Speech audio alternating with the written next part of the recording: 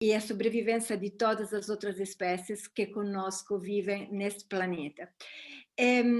Esse novo paradigma, que é o desenvolvimento sustentável, vem se estruturando há várias décadas, até chegou a Agenda das Nações Unidas para 2030. E esta agenda é um plano para as pessoas, o planeta e para o futuro, para a prosperidade. Esse plano tem vários objetivos e entre eles tem erradicar a pobreza, fornecer uma educação, saúde para todos e, no mesmo tempo, proteger os ecossistemas e lutar contra as mudanças climáticas, que são um problema muito grave hoje em dia. E este processo pode ser visto, como propuseram nossos oradores, como um jogo, um desafio à escala global e tem por isso uma enorme complexidade. E por isso hoje vamos um pouco falar sobre isso, vai ser uma tertúlia, uma conversa informal sobre este tema que é importante para todos nós. E pronto, essa era uma pequena introdução e vou deixar a palavra aos oradores, ou o Rui, que vai apresentar os oradores, não Então, sei. muito brevemente, E Cília, ainda obrigada.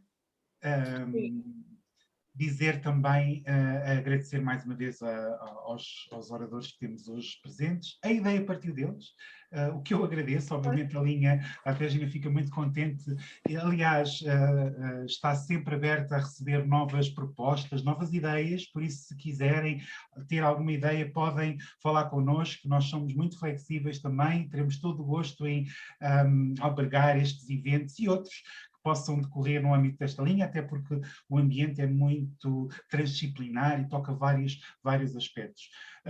Vou muito rapidamente apresentar os nossos oradores. Dois deles são da casa, digamos assim, o professor Paulo Seixas, ligado obviamente às ciências sociais, investigador integrado e antigo diretor do Centro de Administração e Políticas Públicas do ISCSP, o Ricardo Dias, também do ISCSP, professor convidado, e o professor Pedro Neves, consultor internacional, ligado aos estudos do desenvolvimento, que tem vindo a trabalhar já há vários anos dentro deste âmbito.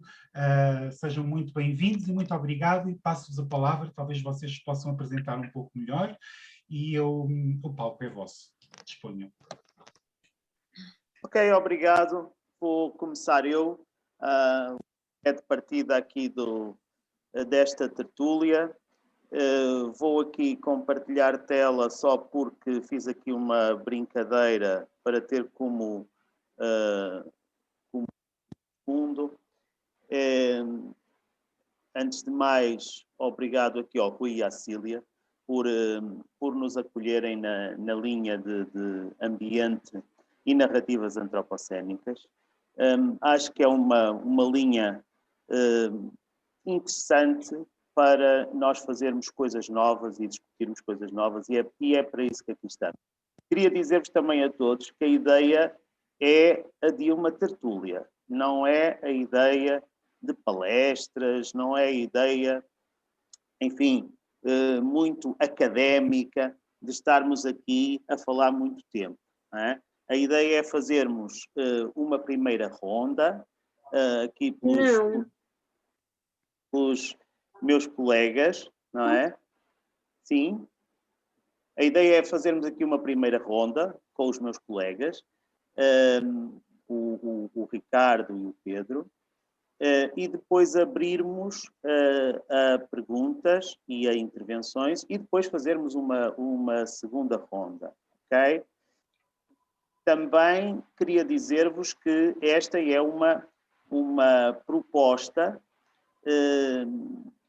e se acharem que é interessante, nós estamos dispostos, porque numa tertúlia não se vai conseguir falar de tudo, estamos dispostos a voltar cá e porventura a fazer mais 2 ou 3 tertúlias ou 4 com uma programação específica, ou pelo menos a propor, obviamente, essas 2 ou 3 ou 4 tertúlias ao Rui e à Cília, portanto à coordenação da linha, caso isto seja interessante para vocês.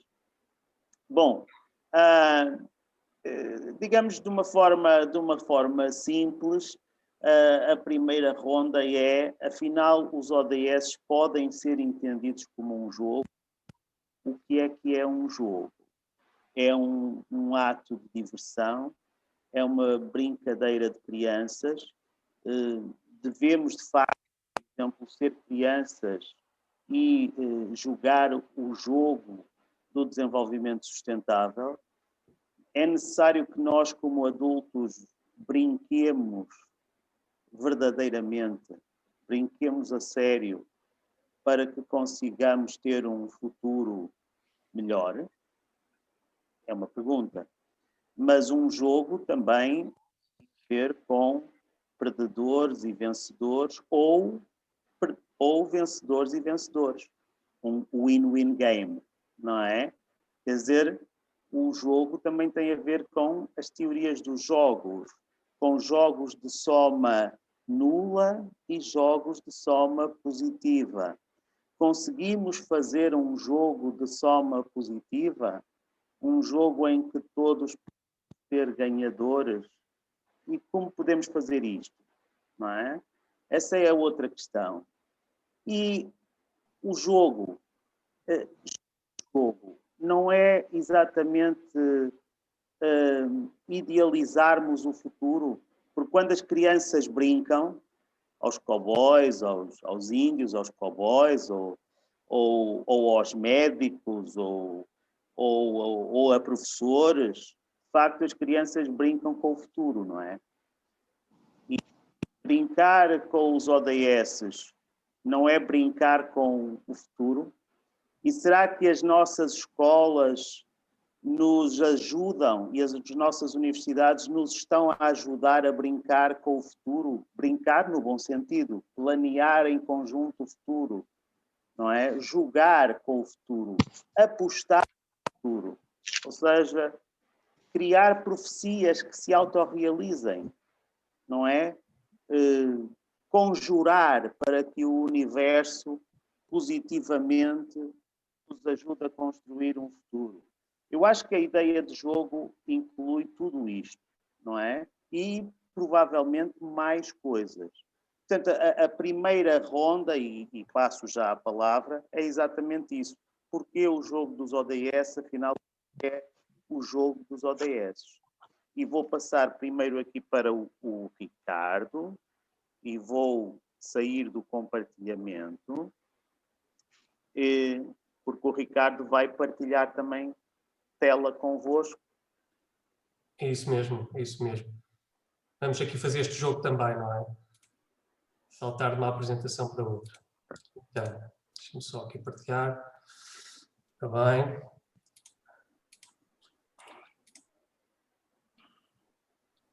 Bem, eu não queria estar a ser repetitivo, mas enfim faz parte, não é? Queria agradecer mais uma vez ao Rui Sá e à Cecília por terem acolhido prontamente esta nossa proposta. E também, quer dizer, não está aqui, acho eu, a Antonieta Silvino, não é? Que me pôs em contacto com o Pedro Neves e criou este alinhamento, porque sem ela, se ela não tivesse feito uma chamada e nos tivessem posto em contacto, isto não tinha dado para a frente. Portanto, eu acho que vale a pena aqui referir a Antonieta, não sei se ela nos está a ver. Agradecer também ao Pedro e ao professor Paulo Seixas, não é? E a toda a gente que, enfim, disponibilizou aqui um bocadinho do seu tempo para participar, para nos ouvir e para nos ajudar a discutir este tema, não é? Eu, seguindo esta lógica das duas rondas, e não querendo ser nem extensivo nem intensivo, o que eu tinha pensado era, no primeiro momento, enfim, falar um bocadinho do que é que está em jogo, não é? Ao fim e ao cabo, é isso. Até porque, como falávamos antes de começar esta tertúlia, de facto, há aqui alguém que está com o microfone ligado. Eu pedia para desligarem, por favor, os microfones para os oradores ouvirem falarem. Obrigado. Acaba por distrair.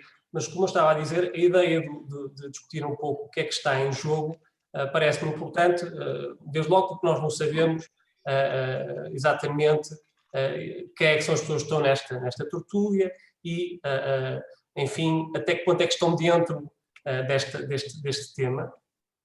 E, por outro lado, porque colocando em cima da mesa o que é que está em jogo, depois é muito mais fácil perceber as regras, não é? O que é que caberá a cada jogador, enfim, fazer dentro desta lógica, desta metáfora do jogo. A minha ideia, enfim, para esta primeira parte era falar um pouco sobre o desafio das práticas, não é? Quer dizer, aqui a Cília já introduziu os ODS, já é importante dizer que eles vêm na sequência dos ODMs, dos Objetivos de Desenvolvimento do Milénio, não é? Que tinham como objetivo principal diminuir, enfim, combater as assimetrias entre os países menos desenvolvidos e os países mais desenvolvidos. Portanto, aqui os ODS acabam por ser uma sequência dos ODMs, não é? Aprofundando esse objetivo e alargando a um plano mais global. Ainda assim, tem na sua base também a Agenda 21, não é? Que foi o primeiro grande plano de ação depois da proposta do Conselho de Desenvolvimento Sustentável, com o relatório Brundtland, com o relatório Nosso Futuro Comum. Portanto, aqui o desafio das práticas, eu acho que ele é bem sintetizado por este slogan, que foi o slogan que serviu de mote à Agenda 21, pensar global, agir local.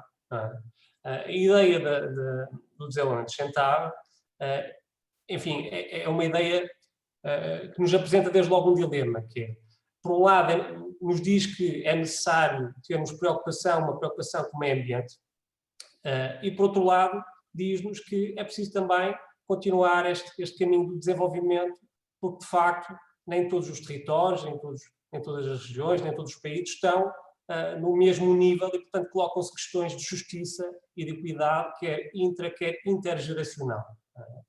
E, portanto, aqui a ideia dos Objetivos de Desenvolvimento Sustentável, enquanto um compromisso global, implica depois a sua tradução, o seu ajustamento a cada realidade e a cada um de nós em última instância. Portanto, é este o exercício que eu proponho aqui um pouco enquadrar, não é? Como é que o desafio das práticas nasce deste problema de tradução, de um compromisso que se quer global, mas que depois tem que ser ajustado e adequado a cada um de nós, aos nossos modos de vida, às nossas redes familiares, vizinhanças, redes de trabalho, por aí fora. E trazia aqui dois conceitos. Eu sei que nós prometemos não enverdar aqui pela via teórica e tal, mas eu acho que são dois conceitos importantes para enquadrar o que está em jogo. Não é? E o que está em jogo, como disse e bem a Cecília, somos todos nós. Não é? O que está em jogo é a nossa vivência enquanto espécie no planeta. Não é propriamente o planeta há de continuar, enfim, à volta do Sol, pelo menos durante ainda uns bons valentes milhares de anos, não é? O problema somos nós.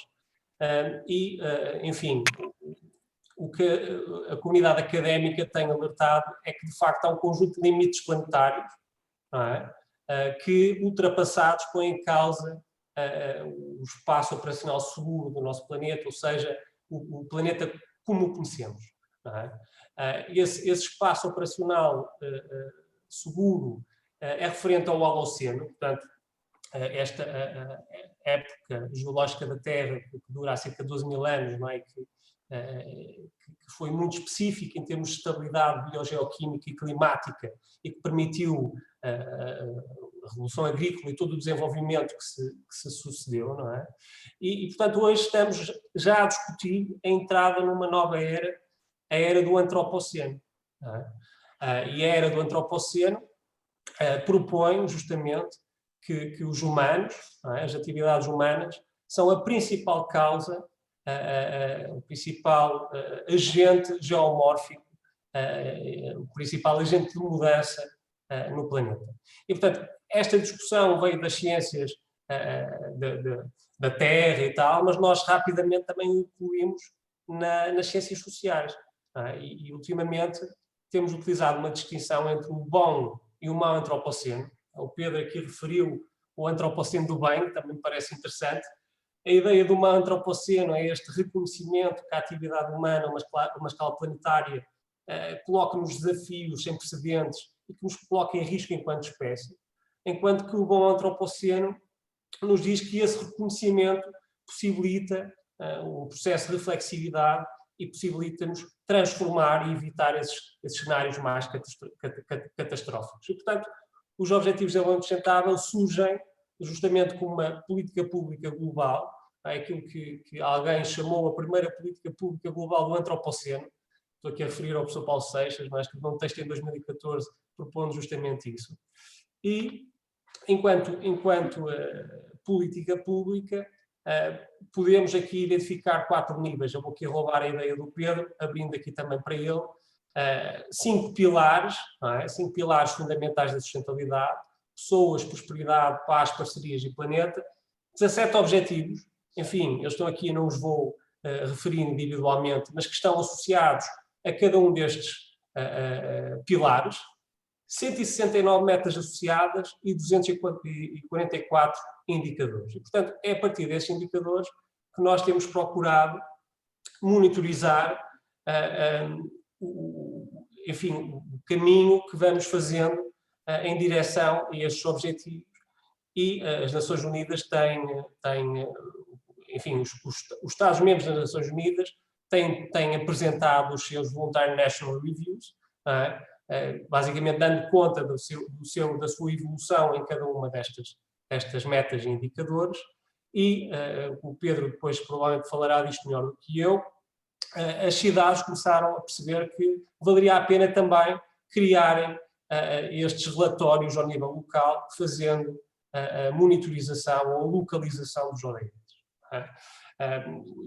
Pelo que eu percebi, só foram ainda apresentados 46 ou 47 relatórios ao nível nacional, isto em 2017, eu não encontrei nada mais recente. Ao nível local, pelos vistos, está-se agora a começar a fazer coisas, não é? E o que eu vos trago aqui, enfim, a título de exemplo, é o caso da plataforma ODS Local, que foi lançada em novembro de 2020, portanto é muito recente, exatamente para fazer esta monitorização ao nível municipal, ao nível local em Portugal.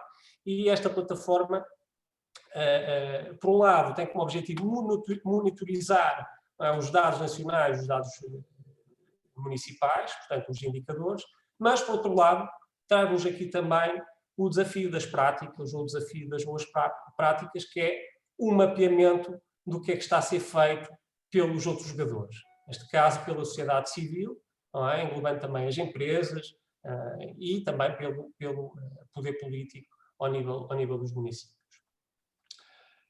Tem aqui alguns dos projetos, enfim, que estão na plataforma, algumas das boas práticas que estão lá, enfim, tem imensas práticas. Algumas delas são coisas muito simples. O que eu queria aqui, enfim, deixar para abrir para o Pedro é aquilo que me parece ser a lacuna, não é? Portanto, nós estamos a fazer a localização dos ODS, questionando quais os indicadores, como fazer a monitorização, e, por outro lado, o mapeamento das boas práticas, mas a questão que eu deixo, e abro aqui para o Pedro, é como potenciar as boas práticas, não é? Eu depois vou falar aqui mais à frente de um projeto que nós temos, deixo aqui já, enfim, o título do projeto, 777, uma cidade boa para viver, mas dava a palavra agora ao Pedro, para ele dar continuidade a esta lógica, não é? Das boas práticas. Está? Posso então arrancar, Ricardo? Força, Pedro, força. Olha, então, mais uma vez, obrigado ao Rui, à Cecília, obrigado ao Paulo, ao Ricardo. Eu acho que é muito bom. Pedro, deixámos de te ouvir. Pedro, voz, estás sem voz.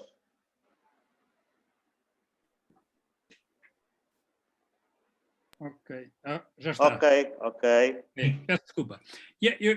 Eu vou lançar-vos 3 provocações, e as 3 provocações são, efetivamente, a primeira é porque é que nós temos o jogo, as regras do jogo e os jogadores, e como é que neste momento estamos a ver isto. A segunda provocação é a necessidade de um laboratório, e falávamos um bocadinho antes, que é muito engraçado, é que este tema nós dormimos, nós vivemos as insónias a pensar nisto, eu vivo e os Sustainable Developers também, e a perspectiva realmente é esta, o primeiro é o jogo, as regras do jogo e os jogadores, o segundo é o laboratório. Porque é que nós precisamos do laboratório? E é fundamental que os laboratórios não sejam apenas os laboratórios das ciências exatas, não é só os engenheiros e os médicos que precisam de laboratórios, as ciências sociais vivem em laboratórios todos os dias, nós estamos sempre no nosso laboratório, que é andarmos na rua, e a perspectiva é como é que nós efetivamente temos que trazer método científico para efetivamente para estes laboratórios. E a terceira é a nova profissão. Sustainable Developer, ainda nem sei como é que se diz em português, mas Sustainable Developer é uma nova profissão. E por isso eu vou também falar sobre este tema. Primeira questão, quando eu gosto de falar, e já agora, eu acho que há aqui uma coisa que é fundamental, eu penso que tive a primeira tese de doutoramento a falar de ODS de forma horizontal, toda a gente dos ODS de uma maneira, e obviamente que aquilo que nós queremos é trocar e é crescer em termos de conhecimento. As nossas apresentações, por um lado o Rui fez, mas eu diria que, seja através do ORCID, seja através do ResearchGate, nós estamos todos a publicar, e eu acho que é muito interessante que nós troquemos informação e partilhemos aquilo que estamos neste momento a escrever uns com os outros, e efetivamente o nome da minha tese foi ODS Porquê e para quem. E a lógica, e aquilo que basicamente eu defendo, é que os ODS, na verdade, são o culminar, ou é o fim da primeira fase do desenvolvimento sustentável. Mas a primeira fase, na verdade, começou durante a Revolução Industrial. E quando nós vemos, eu aqui não vos vou apresentar slides, mas quando nós vemos o crescimento económico que acontece no século XVIII, aquilo que efetivamente nós temos é que, quando falamos de desenvolvimento, falamos essencialmente de crescimento económico.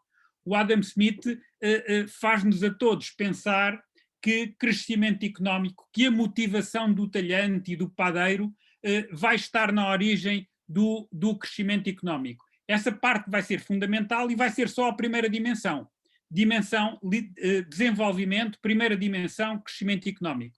Aquilo que vai ser muito interessante é que, praticamente logo a seguir, nós vemos o Durkheim trazer-nos a este conceito de que a sociedade são um conjunto de grãos de areia que, para ganhar forma, precisam de cimento. E aquilo que efetivamente acontece é que, se não houver coesão social, o próprio crescimento económico não vai conseguir subsistir. Aquilo que nós vemos, no fundo, foram as pessoas que foram para as cidades, as pessoas chegaram às cidades, observaram as diferenças sociais, e quando observaram as diferenças sociais, como estavam todas muito perto umas das outras, criaram movimentos para combater a desigualdade.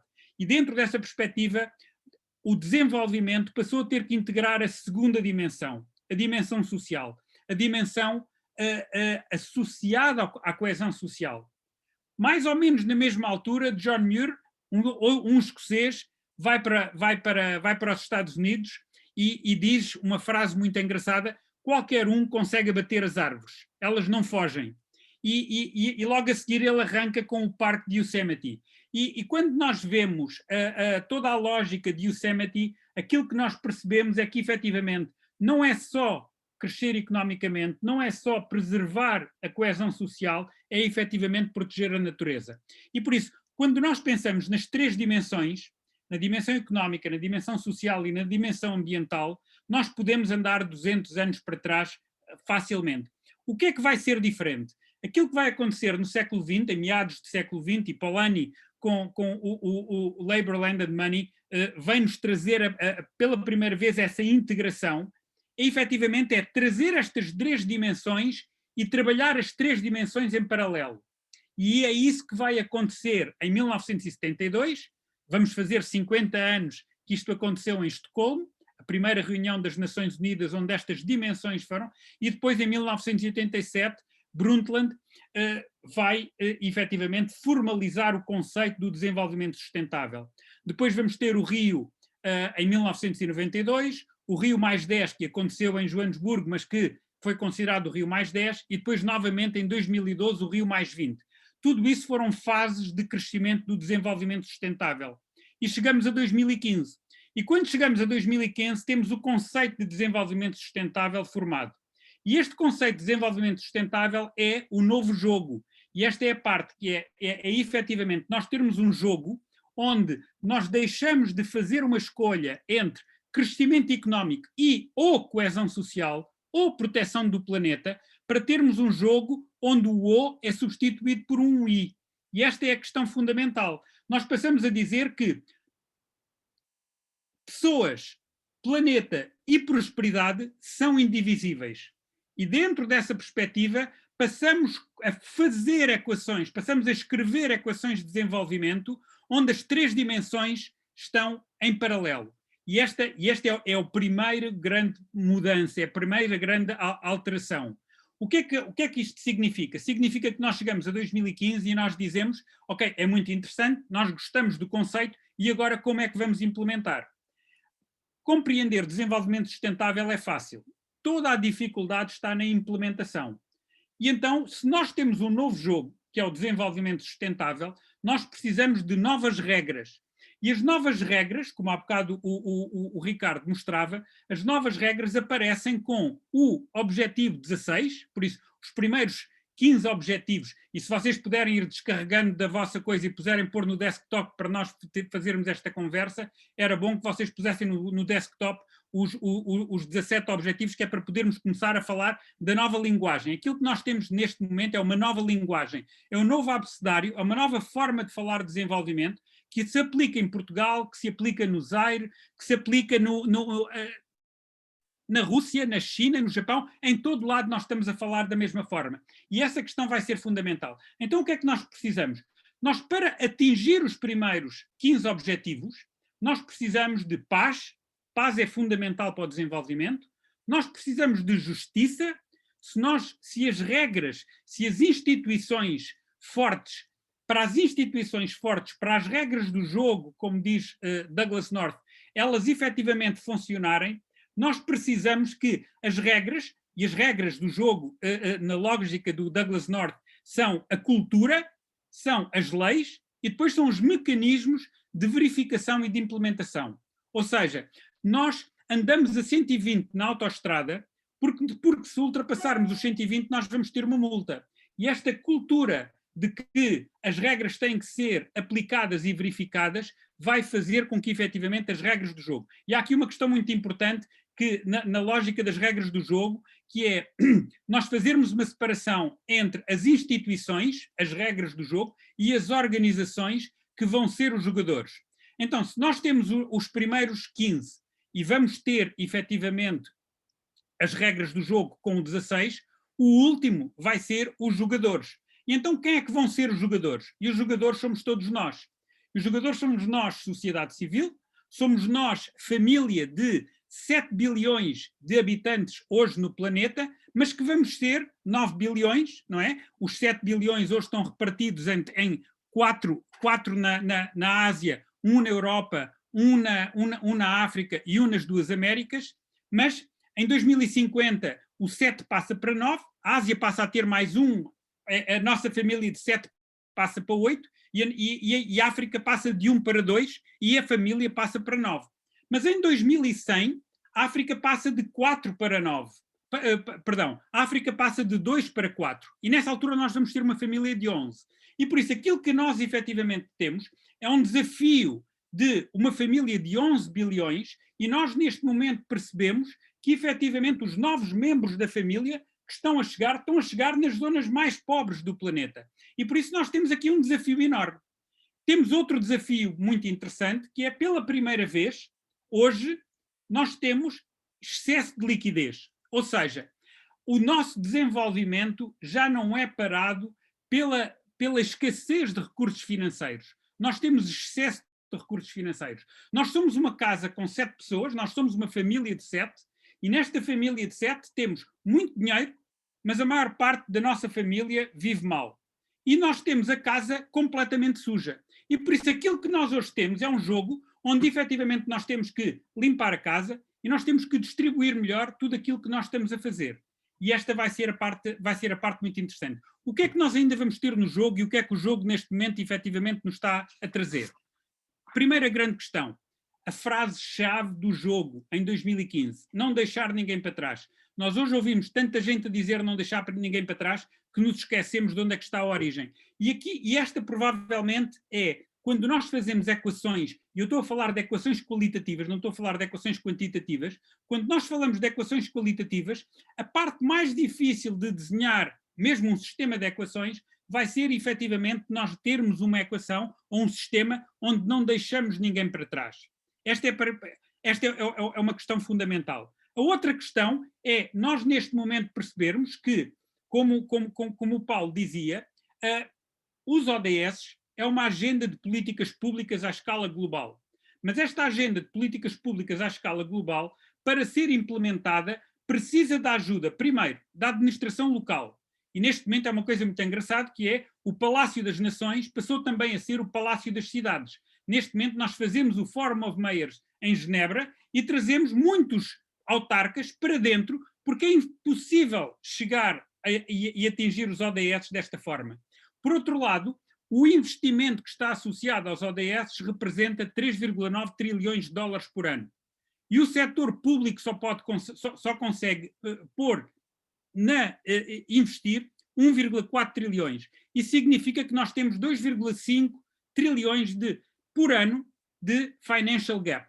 E isto só pode ser feito com as empresas. Isto significa, então, que os ODS são um convite formal para que as políticas públicas sejam desenvolvidas com as administrações centrais e locais, mas também sejam discutidas com a sociedade civil e com as empresas. De outra forma, vai ser impossível nós chegarmos lá.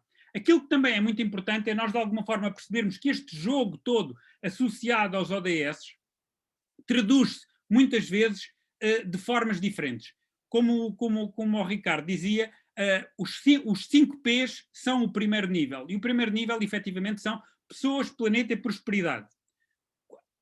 A nova política de desenvolvimento da União Europeia tem 3 palavras-chave: resiliência, que é óbvio que está associada às pessoas, descarbonização, que é óbvio que está ligada a planeta, e digitalização, que é óbvio que está ligada à prosperidade. E por isso aquilo que nós neste momento percebemos é que toda esta agenda de desenvolvimento neste momento está a influenciar a União Europeia e ao desafiar não só os Estados-membros das Nações Unidas, mas os Estados-membros da União Europeia, efetivamente está-nos a desafiar a todos nós. Isto significa, ainda há aqui outra questão que eu acho que é fundamental, é nós efetivamente percebermos que o Covid-19 veio de alguma forma lançar-nos um novo desafio. O primeiro de todos é pensarmos o que é que vai acontecer com o Covid-22 e com o Covid-23. E dentro dessa perspectiva, a frase-chave de 2015, não deixar ninguém para trás, passou a ter uma nova frase-chave, que é vamos reconstruir melhor.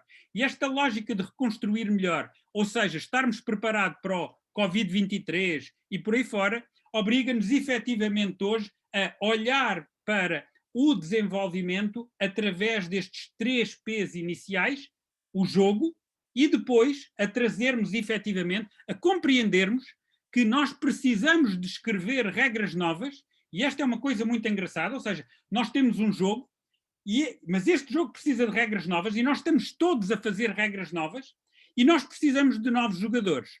E então, esta digamos que é a primeira parte.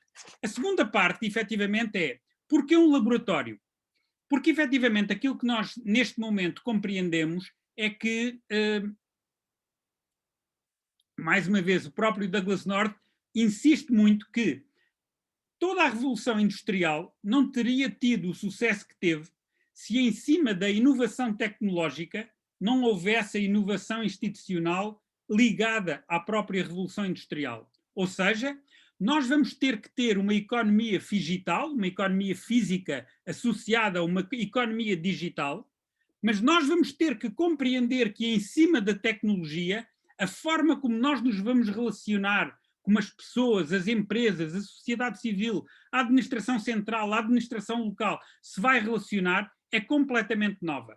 E isso vai efetivamente, isso representa que hoje, muito mais do que nós sermos um observatório, e nós neste momento compreendermos o que é que se está a passar, nós vamos ter que fazer experiências.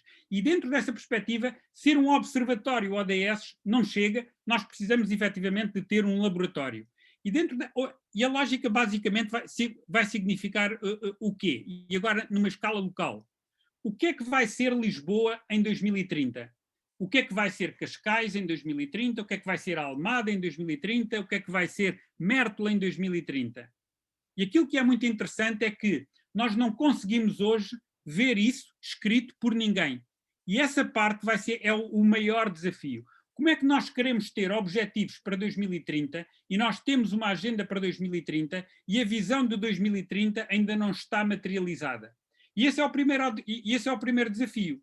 E o que é que acontece? Como o Ricardo dizia, todos os anos, todos os países assinaram a Agenda 2030, ou seja, assinaram os ODS. Esta política de desenvolvimento, nós não temos que pensar se devia haver 18 objetivos ou 15 objetivos. São 17. Está definida, está alinhada. Então o que nós temos efetivamente é que implementá-la.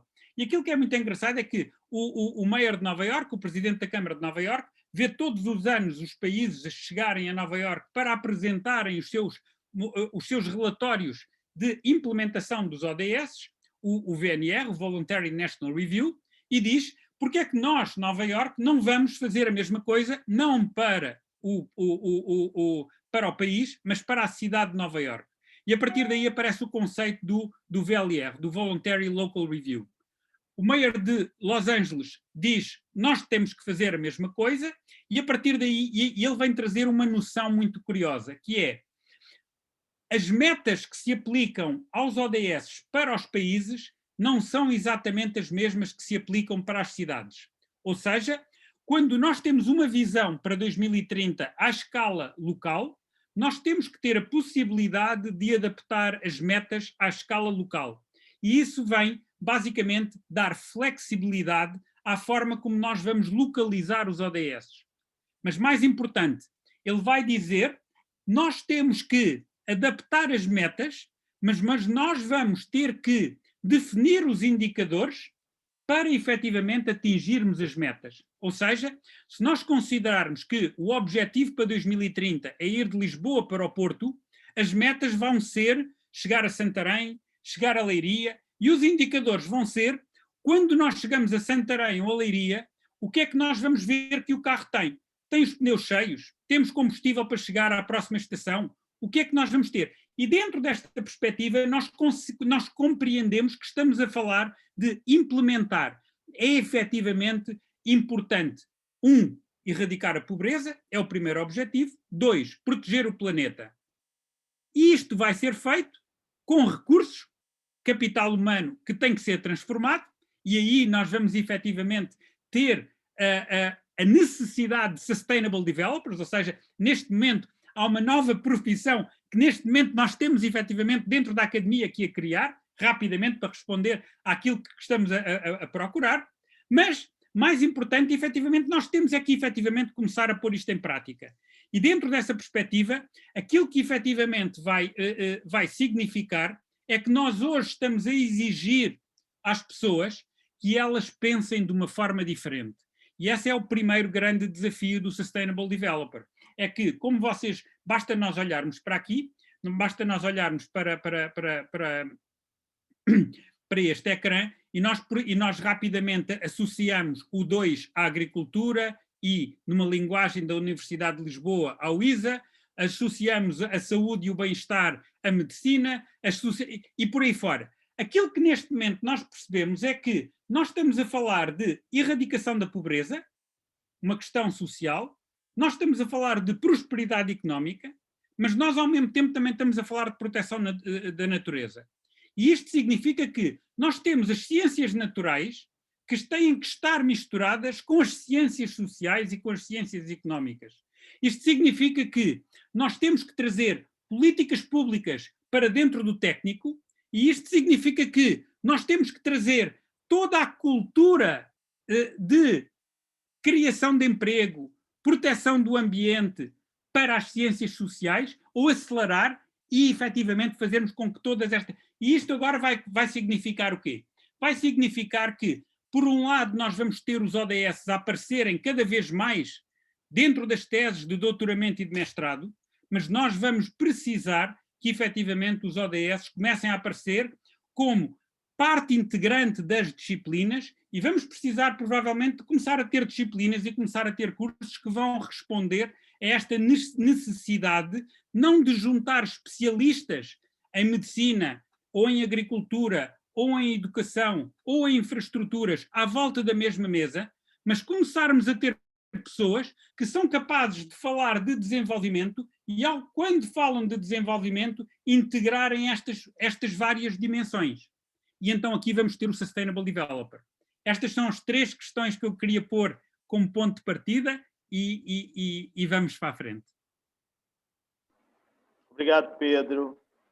E acabámos uma primeira onda. Espero que não tenhamos sido muito chatos. E agora, se quiserem fazer perguntas, comentários, intervir, dizer da vossa justiça, utilizem o sistema ou do bate-papo ou aqui ou das reações para vos podermos dar a palavra e fazermos aqui um break, não é? Para que isto não seja, digamos, um conjunto de palestras, porque a ideia é ser mais uma conversa. Estão à vontade.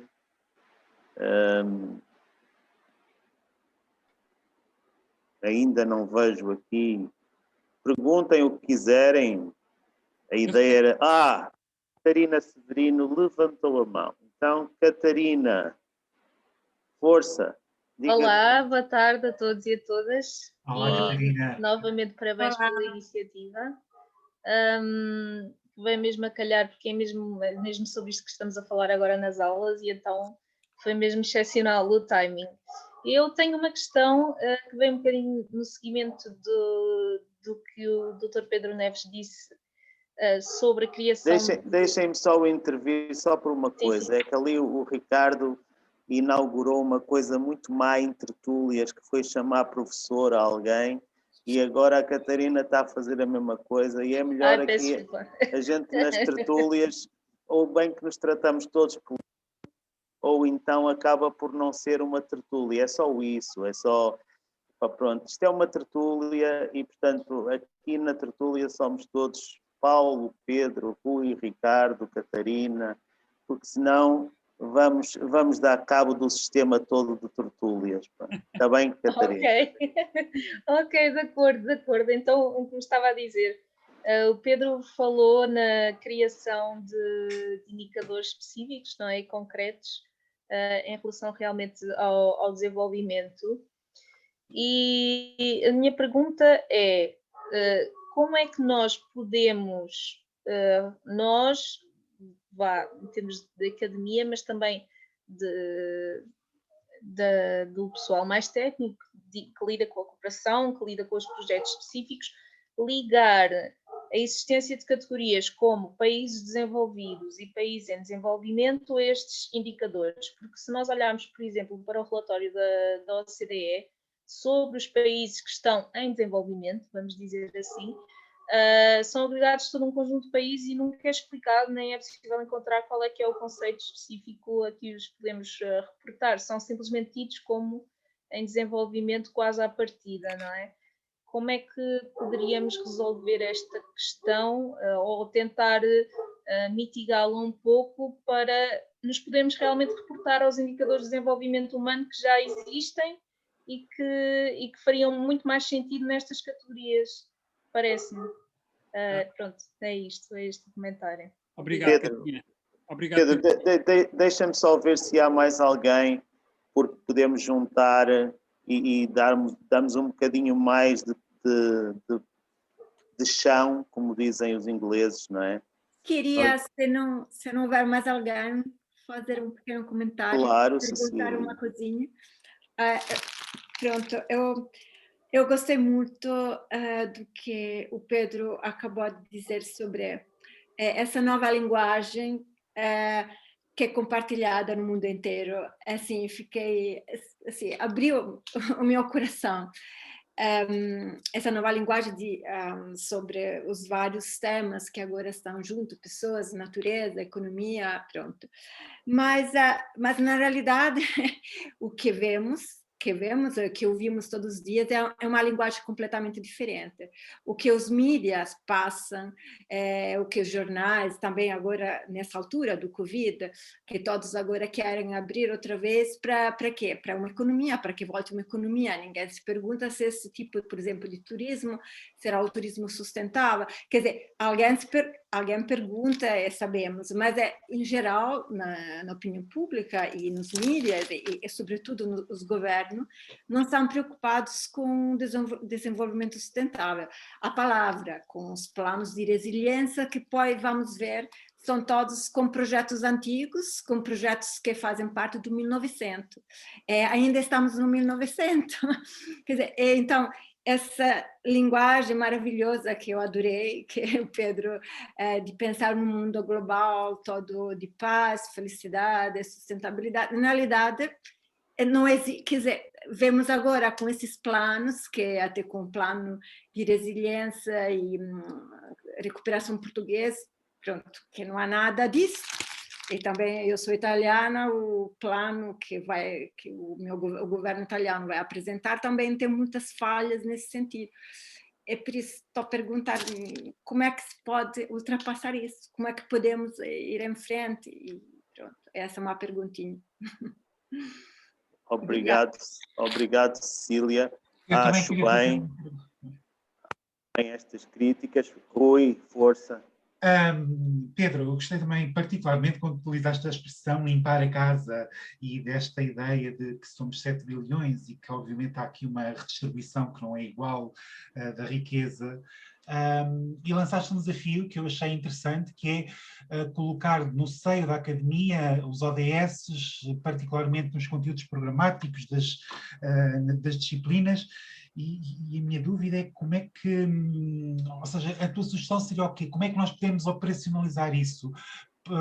Pedir aos alunos para fazerem trabalhos mais pragmáticos, mais dirigidos a nível local, por exemplo, fazer a ligação a projetos interessantes, como o Paulo tem, pô-los eles próprios a desenvolver projetos e incentivá-los a que os trabalhos finais de curso sejam eles próprios projetos? Ou seja, é mais nesse sentido. Como é que poderemos operacionalizar isso? Ok. Mais alguma questão? Aproveitem porque isto são académicos, depois fartam-se de falar e não vos deixam falar a vocês. Portanto, Estejam à vontade. Façam as intervenções. Não? Então pronto, vamos dar a palavra ao Pedro para as respostas e depois vamos para uma segunda ronda. Então começamos agora pelo Pedro e depois vamos ao Ricardo. Pedro. Okay. Então, enfim, primeiro que tudo, obrigado porque eu acho que esta é a parte engraçada, porque o mais interessante no jogo, na verdade, o jogo já está definido. O jogo é o desenvolvimento sustentável. Aquilo que neste momento é muito engraçado são as regras do jogo. E aquilo que todas as perguntas têm que ver com isto é como é que nós vamos alterar as regras e como é que nós vamos convidar os jogadores para jogarem. A pergunta da Sabina é muito curiosa, porque o que é que nós neste momento estamos a ver, e mais uma vez, algo que é muito interessante é o paradigma do conhecimento muda, em vez de ter top-down é bottom-up. Ou seja, nós estamos a passar de políticas assentes em ideologia para políticas assentes em evidências. E as evidências vêm de casos de estudo. E esta é uma parte muito curiosa.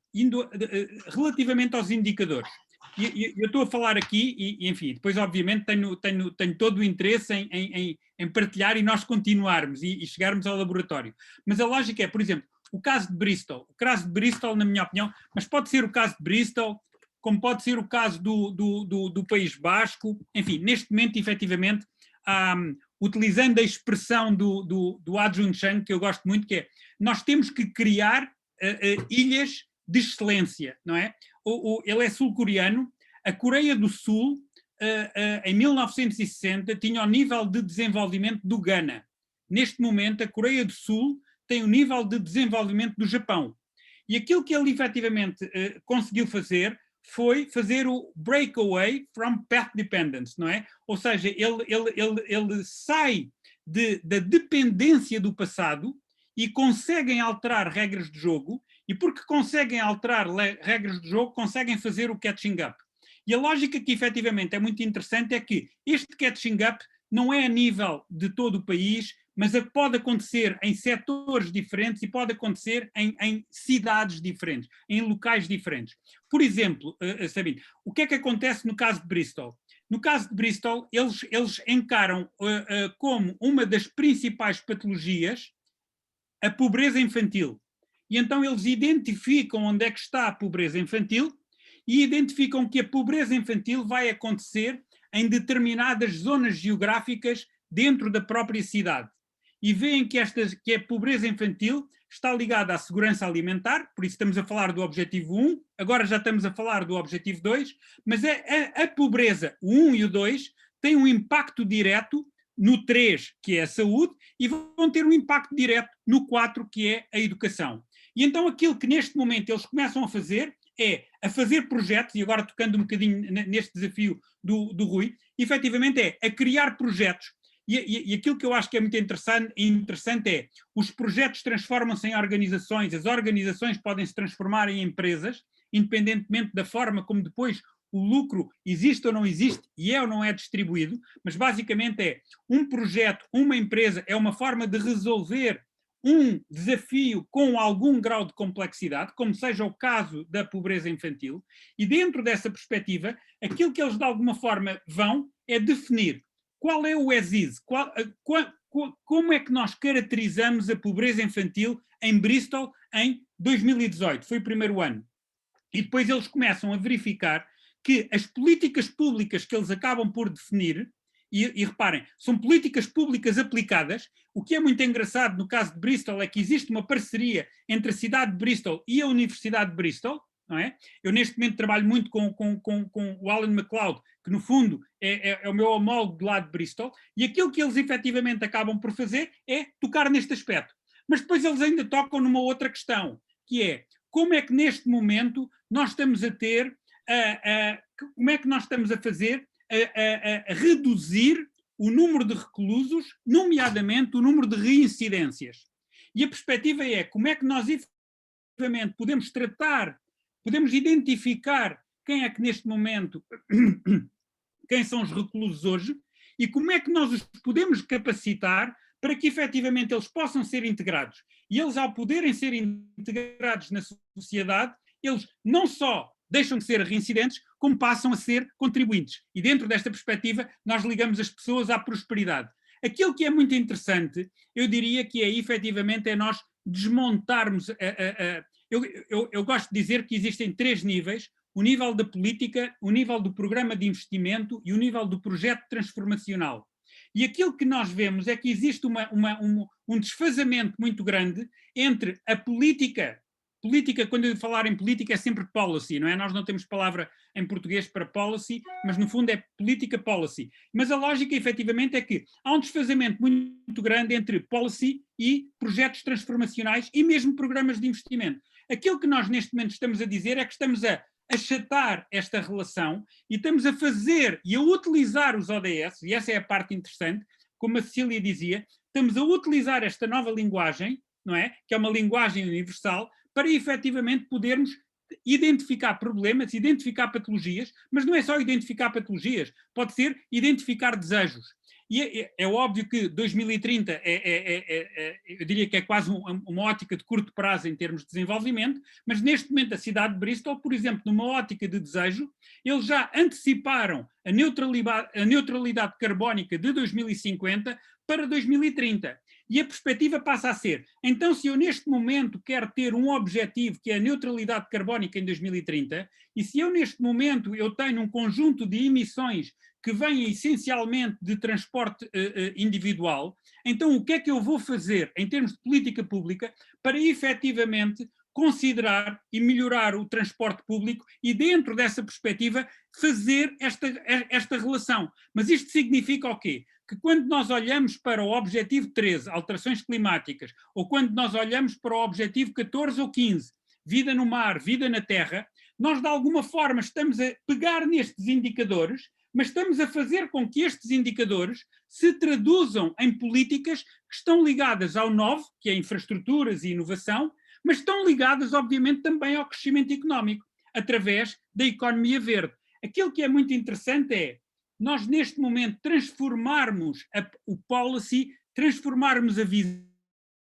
e transformarmos o policy em programas de investimento, transformarmos os programas de investimento em projetos transformacionais, e essa é a parte muito interessante, é que, a partir do momento que nós conseguimos transformar os objetivos em projetos transformacionais, é muito fácil levantar os fundos para efetivamente nós termos esses projetos a serem implementados. Mas mais do que serem implementados, nós rapidamente vamos chegar a que o recurso crítico vai ser o capital humano para efetivamente implementar estes projetos. E, aqui depois, e este capital humano que vai estar em falta, mas a perspectiva de alguma forma, eu diria que é nós efetivamente olharmos para isto neste momento numa ótica de Bristol, mas neste momento olharmos para isto numa ótica de Luanda.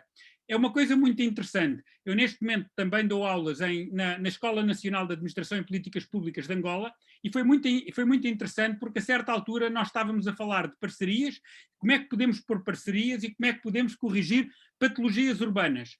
E a certa altura foi um aluno, voltando mais uma vez ao desafio que o Rui lançou, e foi um aluno, curiosamente jornalista, que dizia: eu neste momento tenho um problema enorme na Baixa de Luanda.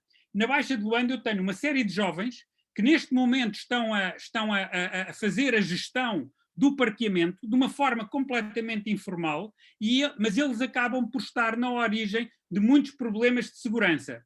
E neste momento aquilo que foi muito interessante foi, mais uma vez, pegar nas evidências. Hoje existe um programa em Cape Town, na cidade do Cabo, na África do Sul, onde eles pegaram neste conjunto de jovens e este conjunto de jovens passaram a ser colaboradores do município para fazer a gestão do parqueamento. E os próprios jovens cobram o tempo de estacionamento, mas eles deixaram de ser atores da economia informal e passaram a ser atores da economia formal. Ou seja, mais uma vez, nós estamos a falar de inovação institucional. A perspectiva, de alguma forma, é quais é que são as principais patologias, como é que nós vamos criar soluções, criar regras, criar atores, criar jogos, subjogos, para efetivamente fazer. Eu acho que, dando agora só aqui um salto relativamente à questão da Cecília, eu acho que é muito interessante porque, efetivamente, toda a lógica do Building Back Better, no fundo é a nova palavra-chave, o Leave No One Behind, dá hoje origem ao Building Back Better, e nós hoje temos que ter todos, nos nossos discursos, reconstruir melhor, e o reconstruir melhor tem que estar integrado, eu diria que tem que ser a alma dos planos de recuperação e resiliência. E esta, mais uma vez, esta vai ser a parte que eu acho que é muito interessante. E se nós, por um lado, vamos ver uma série de planos de recuperação e resiliência que efetivamente são um conglomerado e um reempacotamento de projetos antigos para efetivamente nós irmos utilizar mais ou menos a bazuca. Neste momento é uma coisa muito curiosa, mais uma vez, no caso de Bristol, eles pegaram na visão Bristol 2050 e como eles tinham o VLR, como eles já têm o VLR feito, não é? Ou seja, como eles já têm um plano de ação, a lógica é transformarmos uma agenda num plano de ação, como eles já têm um plano de ação para implementar, já têm as patologias, quando aparece o Covid, aquilo que nós de alguma forma viemos foi aumentar a entropia ao sistema. Mas porque já existia uma estratégia para lidar com a entropia, efetivamente o próprio VLR vai ser a base do plano de recuperação e resiliência de Bristol. E por isso, essa é uma parte muito curiosa. Qual é a grande insistência hoje? É nós considerarmos que o Covid-19 e todos os períodos de lockdown, todos os períodos de confinamento, são momentos históricos onde nós vamos ser julgados. E esta parte é uma parte muito, muito importante. Eu estou profundamente convencido que, muito rapidamente, as pessoas nas entrevistas vão começar a perguntar o que é que fizeram durante o confinamento. E a perspectiva é esta. Quem é que consegue criar valor, adaptar-se, transformar a entropia num catalisador, ou efetivamente quem não consegue. Mas essa questão é muito curiosa porque acontece não só ao nível do indivíduo, mas acontece ao nível da cidade e vai acontecer ao nível dos países. E isto é aquilo que efetivamente está a acontecer. E esta é a parte que é engraçada, e era por isso que eu há bocado insistia bastante digamos que, no fundo, no plano de recuperação e resiliência já escrito pela própria União Europeia. Quando a União Europeia insiste que as palavras-chave, não é? E isto aqui esta é uma parte muito engraçada e já vou chegar à parte do Rui, mas a partir do momento que nós temos, isto no fundo é muito curioso porque se nós temos a palavra-chave, eu diria que é quase fazermos uma tese ao contrário. Nós temos a palavra-chave, da palavra-chave vamos para o abstract, do abstract vamos para os ombros dos gigantes, dos ombros dos gigantes vamos ver o que é que nós vamos investigar, vamos fazer depois, efetivamente, a discussão, para isso, efetivamente, chegarmos à conclusão. E aquilo que é muito interessante é nós percebermos que estas palavras-chave são faróis que nos apontam numa determinada linha. E esta linha vai ser sempre a mesma. Incluir, efetivamente, soluções que integram as dimensões económica, social e ambiental. E esta, Rui, na minha opinião, é efetivamente o desafio que nós hoje temos, em termos da academia. É nós, neste momento, porque o que eu acho que é muito curioso hoje é que, sabem, eu vou contar uma história muito rapidamente, mas a certa altura fui convidado pelas Nações Unidas, que é com quem eu trabalho a maior parte do tempo, para ir a Zurique falar com a UBS. E a UBS diz-me que tem um problema muito, muito interessante, e o problema da UBS é, neste momento, nós temos excesso de capital, mas os novos investidores, que são os Zuckerbergs, não é? Os Zuckerbergs novos só querem investir em projetos que tenham retorno social e ambiental. E neste momento o mercado ainda não pensou nestas soluções integradas de projetos investíveis alinhados com o desenvolvimento sustentável. E então a grande questão é como é que nós vamos criar este tipo de pipeline. O que é que eu estou a querer dizer? Que neste momento os millennials todos têm toda a cultura do desenvolvimento sustentável, da solidariedade, da proteção da natureza, faz parte. E por isso a questão neste momento é, será que o método tradicional, mais uma vez top-down, e há bocado o Paulo deu esse toque com o facto de nós nos tratarmos todos pelo primeiro nome, nós efetivamente temos que fazer assim, nós temos que efetivamente continuar, eu diria que, se calhar começando pela primeira coisa, nós temos neste momento que, quando falamos das teses, quando falamos de investigação, obrigar efetivamente a ter uma investigação feita com retrovisor, que focada nos ombros dos gigantes, para conhecermos os gigantes, ou nós vamos dizer para irmos para cima dos ombros dos gigantes, para olharmos para cima e crescermos em cima dos ombros dos gigantes, não é? Eu acho que esta cultura de subirmos aos gigantes para irmos mais longe que os próprios gigantes, mais do que estarmos a compreender os gigantes, esta questão vai ser fundamental. E eu acho que esta questão aí, efetivamente aqui, vai começar por ser através de projetos muito concretos.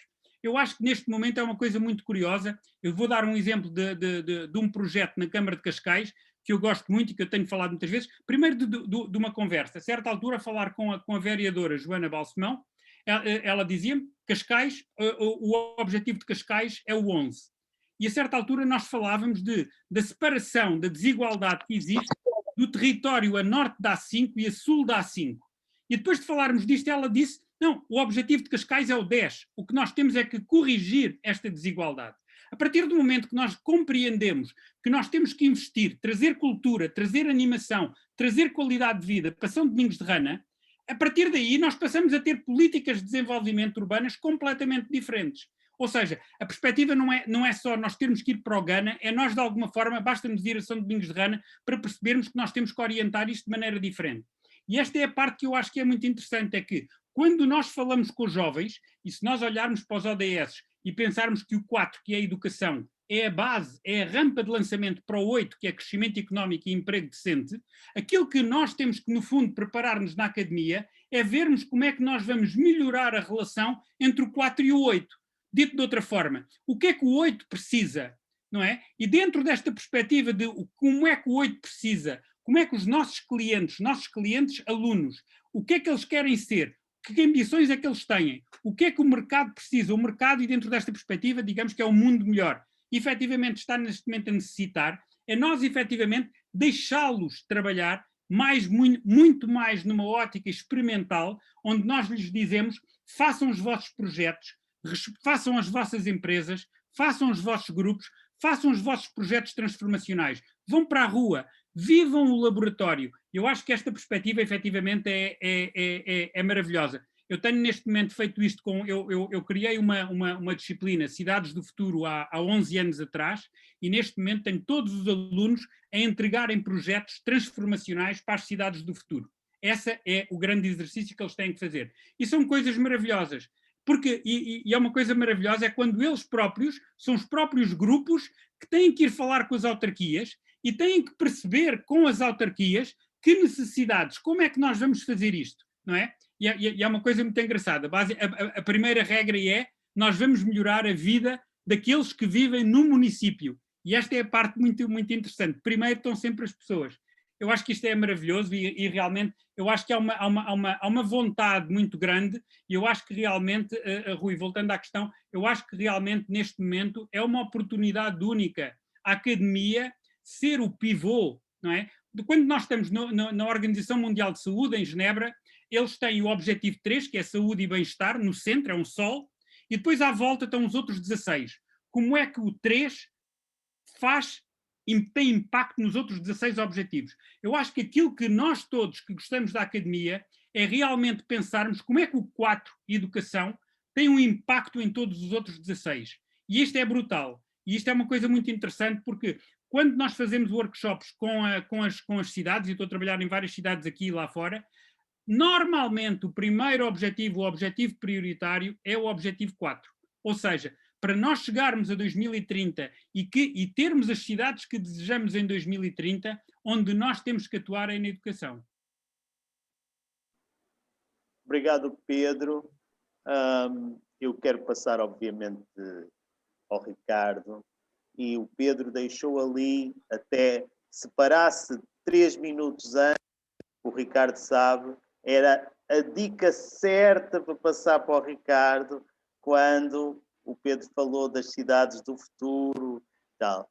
E, portanto, eu quero passar para o Ricardo, não sem antes dizer uma ou duas coisas muito, de facto, rapidamente, enfatizar que o Pedro referiu os ODS e partindo objetivos para projetos transformacionais, parece-me importante. Também sublinhar a questão da reconstrução e da regeneração das culturas.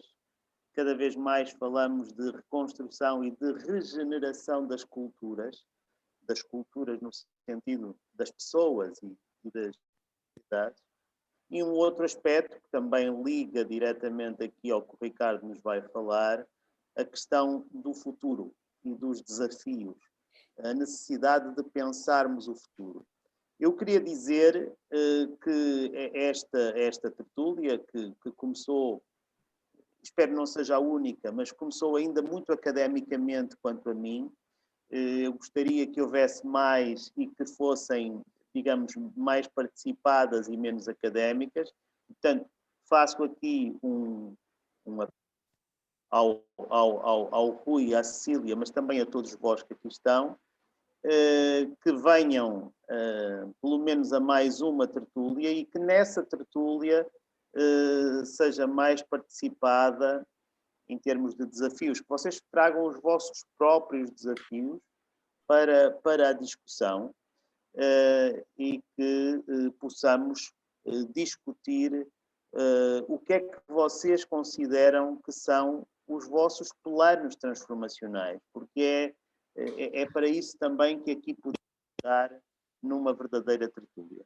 Mas agora deixo-vos com uma proposta prática aqui que o Ricardo nos vai trazer e espero também podermos trazer mais propostas práticas das próximas vezes. Ricardo. Professor, muito obrigado. Lá estou outra vez com o professor, não é? Você, pá. É um hábito. Enfim, isto também não funciona enquanto tertúlia se depois nos põem a responder na qualidade de especialistas, não é? Portanto, aqui a lógica tinha que ser uma lógica de diálogo e aberta que não houve, não é? Não, mas... Não, eu aproveito isso para fazer só aqui o link com esta segunda parte da minha apresentação, que é eu enquanto ouvinte, não é? E por tudo aquilo que o Pedro disse e com o entusiasmo com que o disse, não é? A minha questão passa como é que eu, enquanto cidadão, não é? Posso ser um player, não é? Obviamente nós estamos sempre em algum contexto, em algum tabuleiro, não é? É essa a questão. Mas uma questão de fundo que eu colocaria aqui a cada um de nós é como é que cada um de nós se pode constituir como um player. Não é? O Pedro falou das regras do jogo, falou dos jogadores, não é? Aqui em grandes grupos, não é? Dos stakeholders e tal, nas lógicas de governança. E agora, quer dizer, falta aqui onde é que jogamos. O Pedro deu pistas também, falou aqui das cidades do futuro e que faz o link também para este projeto e disse uma coisa muito interessante em relação a Bristol, que foi esta necessidade de espalmar, não é? E de ligar os projetos transformacionais com as políticas públicas e com os programas de financiamento. Portanto, esse exercício como sendo também um desafio para se criar o tal tabuleiro de jogo. E ligando aqui também à questão do Rui, não é? Como é que a academia pode contribuir e como é que podemos trazer isso para dentro das aulas, não é? Em termos operativos.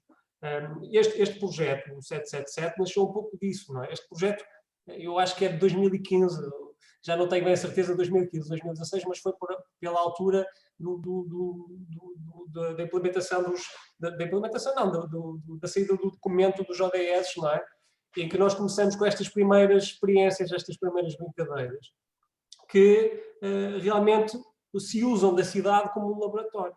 Não é? Eu, antes de começar esta apresentação, queria também aqui responder à Catarina. A Catarina perguntou aquela questão sobre os países de desenvolvimento, os países... há várias classificações, não é? Elas têm sido alteradas ao longo do tempo. E há aquela ideia dos países de primeiro, segundo, terceiro mundo, não é? Agora falamos em países em desenvolvimento, países em transição, países... Enfim, há toda uma nomenclatura. Eu acho que essa da OCDE tem por base o peso de cada setor económico no PIB. Ou seja, eles vão ver para cada país o peso que a agricultura, a indústria e os serviços têm no PIB e depois definem, em função de um índice qualquer, não é? Se aquele país está... em qual das gavetas é que esse país está, não é? Portanto, só aqui esta parte para não deixar a Catarina sem resposta.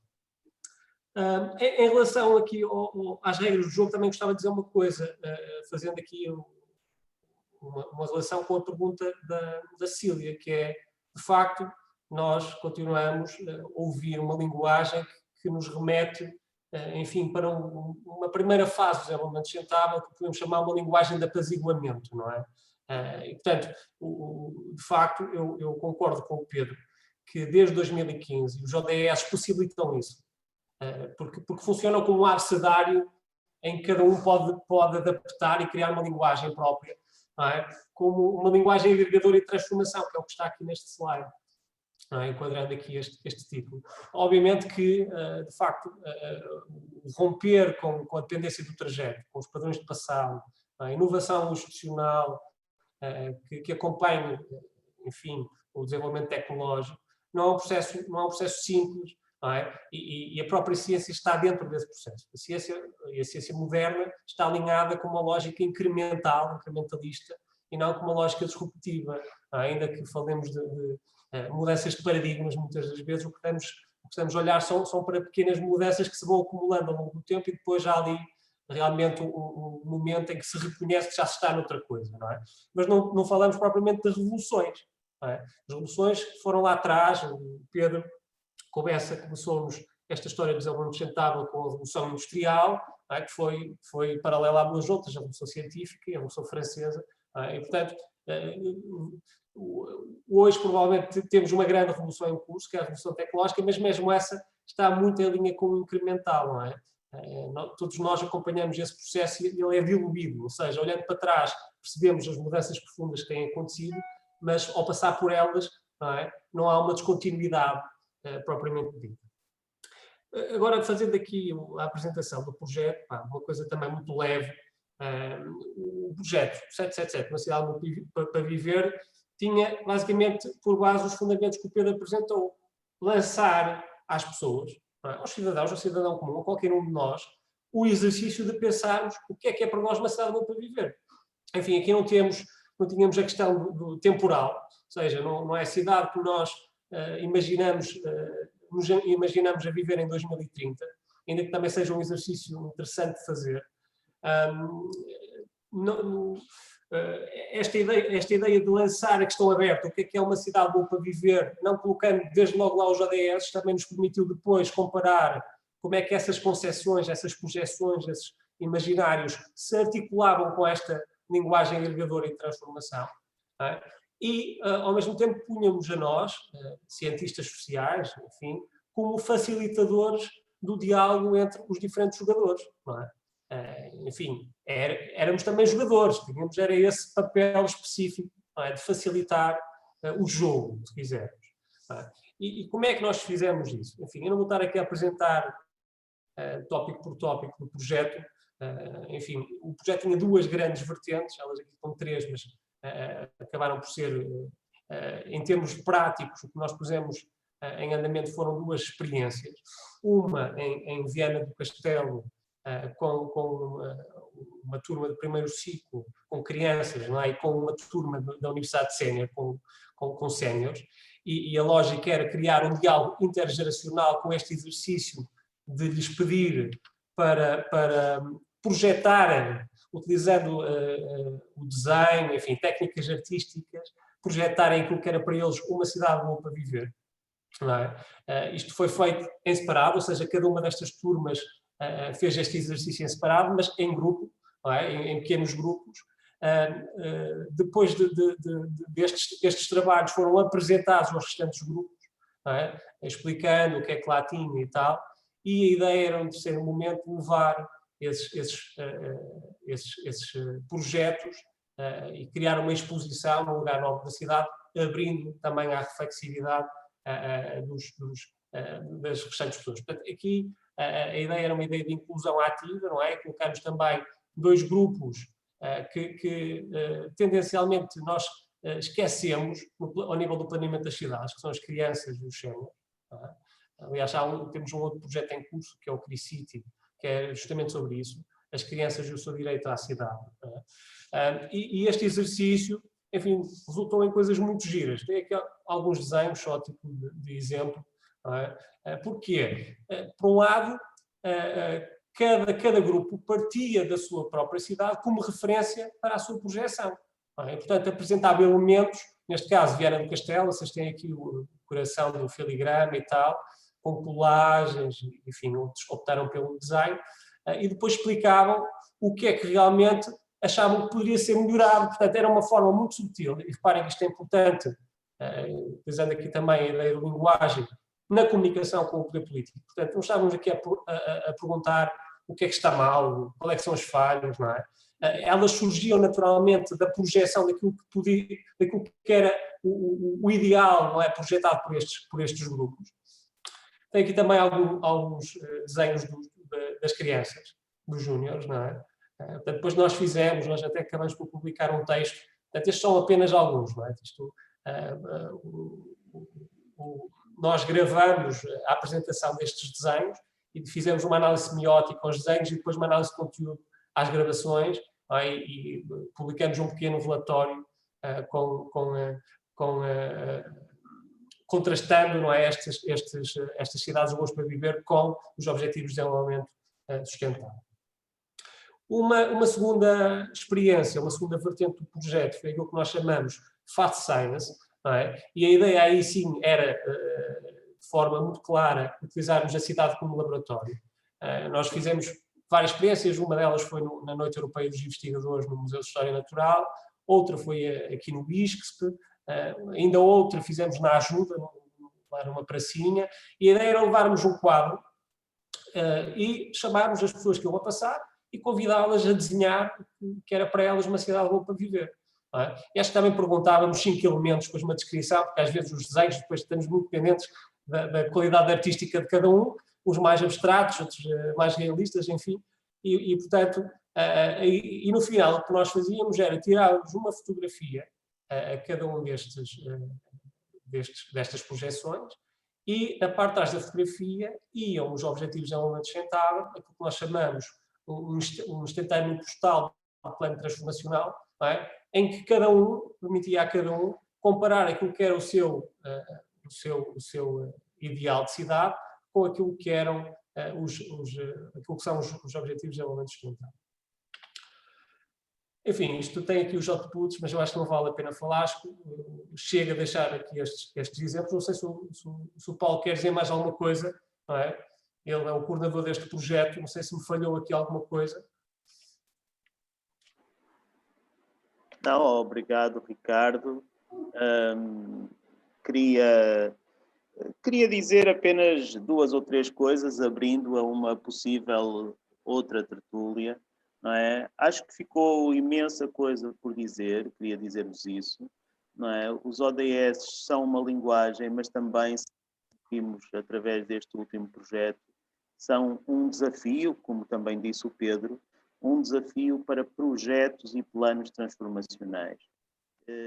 E por isso a ideia é que uma tertúlia como esta poderia ser, e quanto a mim deve ser, prolongada por outras mais práticas, em que possamos discutir vários desafios transformacionais e talvez explicar ou discutir, não tanto explicar, mas discutir, ainda que nós tenhamos ideias já feitas sobre isso e já as escrevemos, discutir o que são planos transformacionais, como é que os podemos pôr em marcha, o que é, por exemplo, a diferença entre uma transformação e um processo transformacional, não é? Porque transformações sempre houve, não é? Mas o que é que distingue um processo transformacional em que estamos agora da transformação que tem sempre havido, não é? Porventura, se caminhamos ou não para situações de transformers, ou seja, em que cada um ou cada instituição pode ter vários estados, porque um transformer, não é? Os bonequinhos Transformers têm vários estados e tem uma lógica de switch on, switch off para cada um dos estados, como a educação teve durante esta pandemia, presencial, online ou híbrida. De repente, a educação que só tinha um estado, que era presencial, descobrimos que afinal tem presencial, online e híbrida. Se fizermos essa pergunta às outras instituições e sobre outros aspectos, quantos estados é que poderá ter cada pessoa, cada instituição, cada país, não é? E a soma desses estados e dessas possibilidades fantásticas de adaptação, de switch on e de switch off, é que podem constituir também fabulosos planos transformacionais de cada um de nós e das instituições e dos países. Portanto, isto para dizer que ficaram aqui muitas discussões por fazer e que podem ser feitas, muitos desafios para discutir, e que da minha parte, agradecendo desde já, e vou já passar ao Rui e à Cecília, mas agradecendo ao Pedro e ao Ricardo esta conversa e agradecendo a todos vocês que estiveram aqui, que ainda aqui estão, possamos encontrar-nos noutra, pelo menos ainda noutra tertúlia sobre este. Um abraço a todos. Paulo, só queria dizer duas coisas muito rapidamente. Há bocadinho, realmente, há uma questão que eu queria dizer à Catarina que eu não disse e outra questão ao Rui, que é, nós neste momento vivemos um problema muito grande em termos da graduação dos países. Ou seja, os países, quando se graduam e quando passam para estados de desenvolvimento superiores, perdem regalias económicas e financeiras. E isso é, neste momento, um dos maiores problemas que nós estamos a viver. É a lógica do peixe e da cana. Ou seja, um país que se gradua passa a ter capital mais caro, passa a ter serviços de dívida mais difíceis de comportar e, por isso, é um bocadinho equivalente àquela pessoa que o que ela gostava mesmo era de continuar a ter o subsídio de desemprego em vez de, efetivamente, passar a ter um papel ativo. Este tipo de patologias é o tipo de patologias que, na minha opinião, é muito interessante que nós identifiquemos como potenciais perguntas de investigação. Eu acho que há uma coisa muito engraçada que é, nos laboratórios, eu acho que as cidades do futuro, as cidades serão, daqui a 20 anos, aquilo que são hoje as suas universidades. E a qualidade das suas universidades dependem diretamente da qualidade dos centros de investigação. E esta é uma parte muito engraçada. Se os centros de investigação tiverem um conjunto de perguntas de investigação onde efetivamente as pessoas sabem o que é que se pode estudar, a partir daí vai haver uma atração natural pelas pessoas, pelos próprios centros de investigação. Eu acho que esta é uma questão engraçada, é nós de alguma forma, na minha opinião, a lógica do... Eu acho que isto é muito engraçado, Rui, e isto cabe muito da lógica das narrativas antropocénicas, é uma sublinha desta área de investigação. De uma forma muito concreta, Rui, há uma experiência que eu acho que neste momento está a ser muito engraçada. Eu fui convidado para participar num mestrado de Design para a Sustentabilidade e aquilo que eu tive que organizar foi um primeiro módulo, e fiz a mesma coisa na Universidade de Genebra, é um primeiro módulo de localização de ODS, que aparece logo no primeiro semestre do mestrado. O que é que neste momento está a originar? Está a originar que todos os artigos e mesmo teses de mestrado já vêm incorporadas com a linguagem ODS. Ou seja, os alunos, quando entram no mestrado, começam a perceber a linguagem ODS e começam eles próprios a perceber, então, como é que eu posso aplicar a linguagem a toda a investigação que eu vou fazer. Mais do que isso, nas cadeiras de projeto, começam a integrar os seus próprios projetos, a linguagem ODS nos seus próprios projetos. E o próprio projeto, muitas das vezes, dá origem a uma tese ou a um estágio e de alguma forma. Por isso eu acho que há aqui questões que eu acho que são muito práticas e que é, de alguma forma, realmente trazer o apetite para dentro e eu diria que há uma coisa que é muito interessante, que é muito interessante porque isto acontece top-down e bottom-up, simultaneamente, ou seja, os próprios alunos, mas o próprio corpo docente começa a perceber, como é que eu efetivamente vou ter este mestrado e esta linguagem e este conjunto de cadeiras orientadas e a produzir este tipo de outputs. Eu acho que foi muito interessante agora com o FCT, que já está a obrigar a que todos os programas e todos os PIs, de alguma forma, já têm que indicar os ODS, e eu penso que, de alguma forma, a lógica é trazer essa lógica a montante, ou a jusante, como quisermos, efetivamente para o mestrado, e depois eu penso que, obviamente, para o doutoramento, mas, na minha opinião, para o próprio mestrado, e, na minha opinião, depois também para a licenciatura. Mas eu acho que este tipo de experiências, mais uma vez a lógica do laboratório, nós começarmos a ver onde é que isto está a começar a acontecer, para nós depois começarmos a adotar. A outra coisa que eu acho que é muito interessante e que eu acho que pode ser muito interessante é efetivamente criarmos, e mais uma vez um interesse do laboratório, é que este laboratório que existiria, na minha opinião, numa Universidade de Lisboa, pode fazer com a mesma coisa com a Universidade de Toyo no Japão, pode fazer com Tsinghua, pode fazer com Genebra, e nós nessa altura começamos a ter laboratórios a partilharem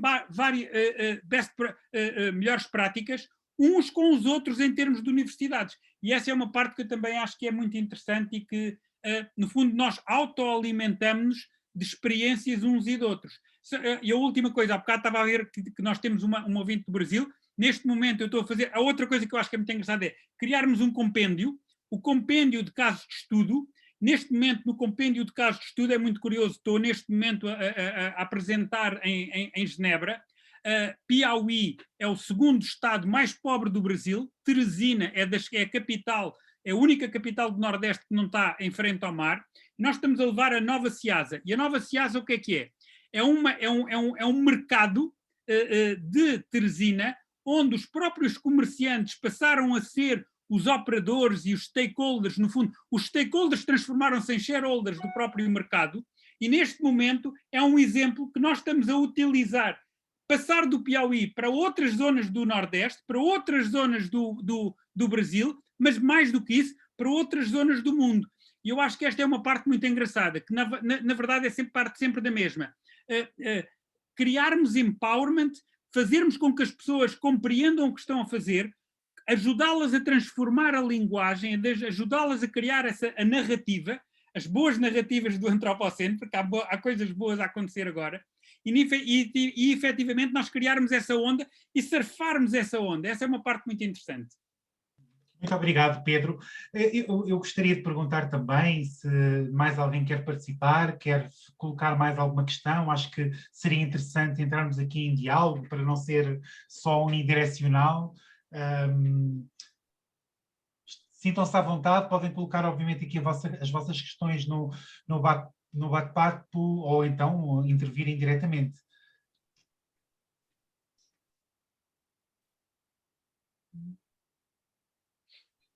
Okay.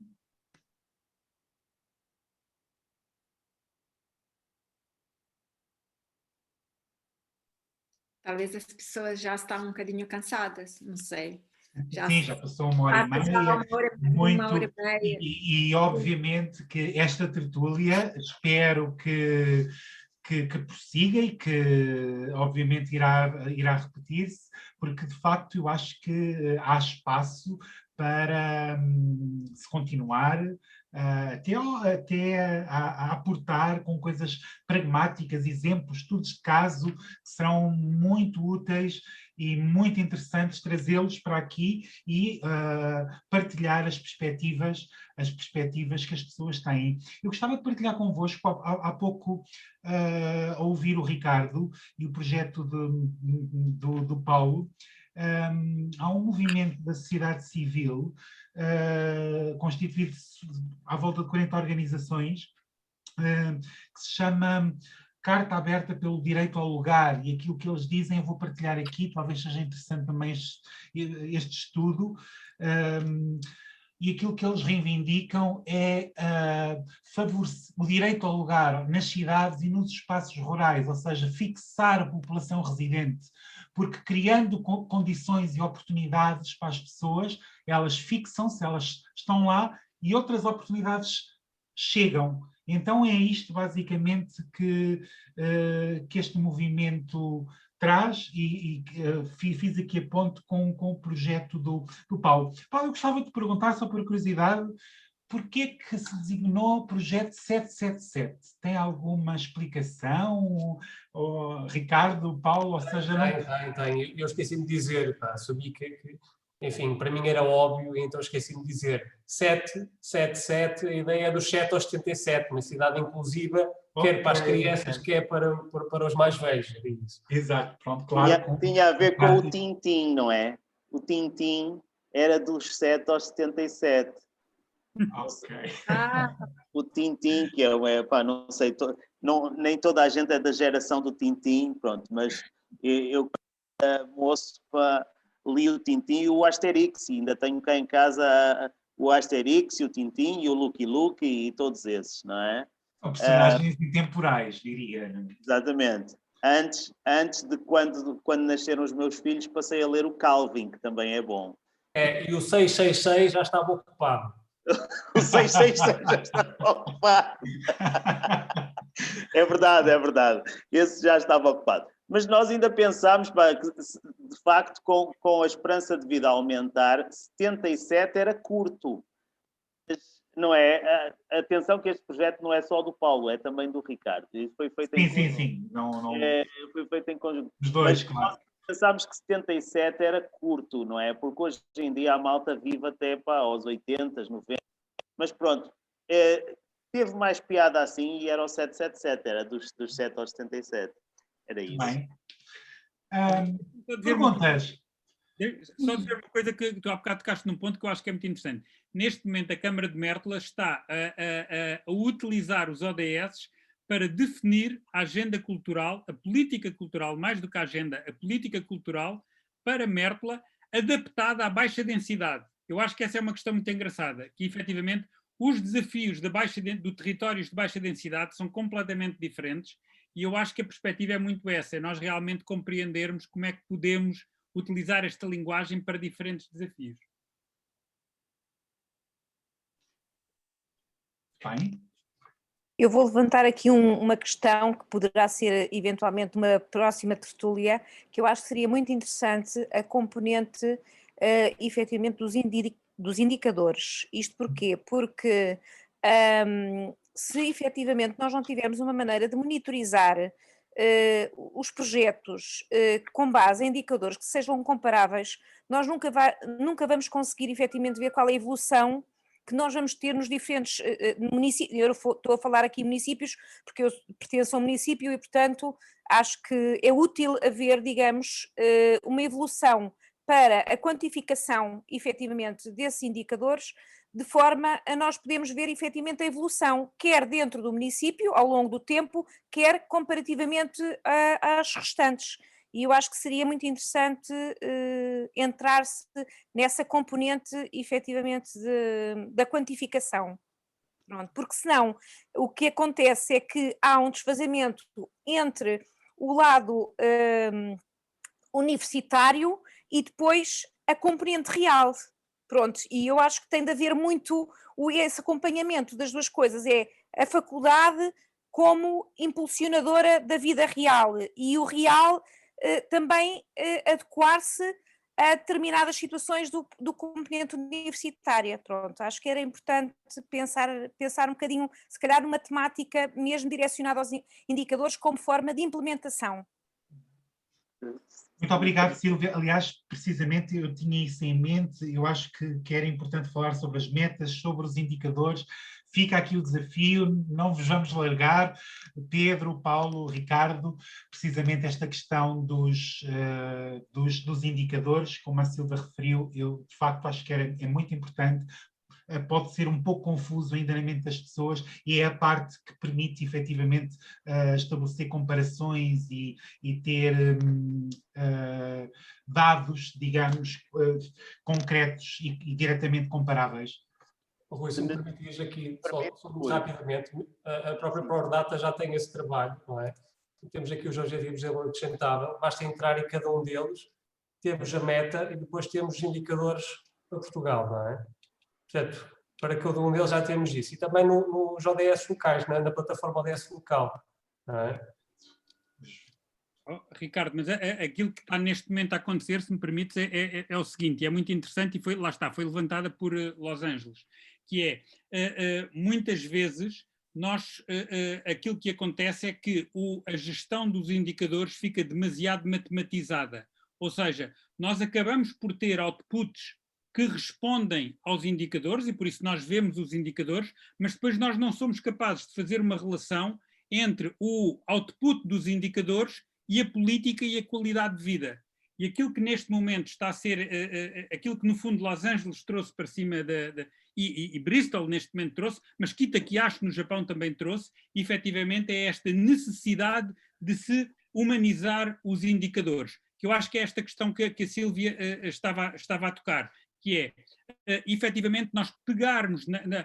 há um princípio básico, que é o people first, não é? Primeiro estão as pessoas, e, efetivamente, onde é que estão as pessoas? E isto tem muito a ver com o vosso 777, que é ouvir as pessoas na comunidade, ouvir as pessoas dentro da Câmara, ouvir as pessoas dentro das cidades. O que é que vocês querem que seja a cidade em 2030? Os vossos desenhos há bocado, não é? E essa parte é uma parte que eu acho que é fundamental nós efetivamente trabalharmos com as autarquias. Eu diria que há uma primeira questão, e eu penso que eu gostava de considerar que isto se calhar tinha sido primeiro objetivo, mostrarmos que efetivamente temos um novo paradigma, que há um novo jogo, que há novas regras, que há novos jogadores.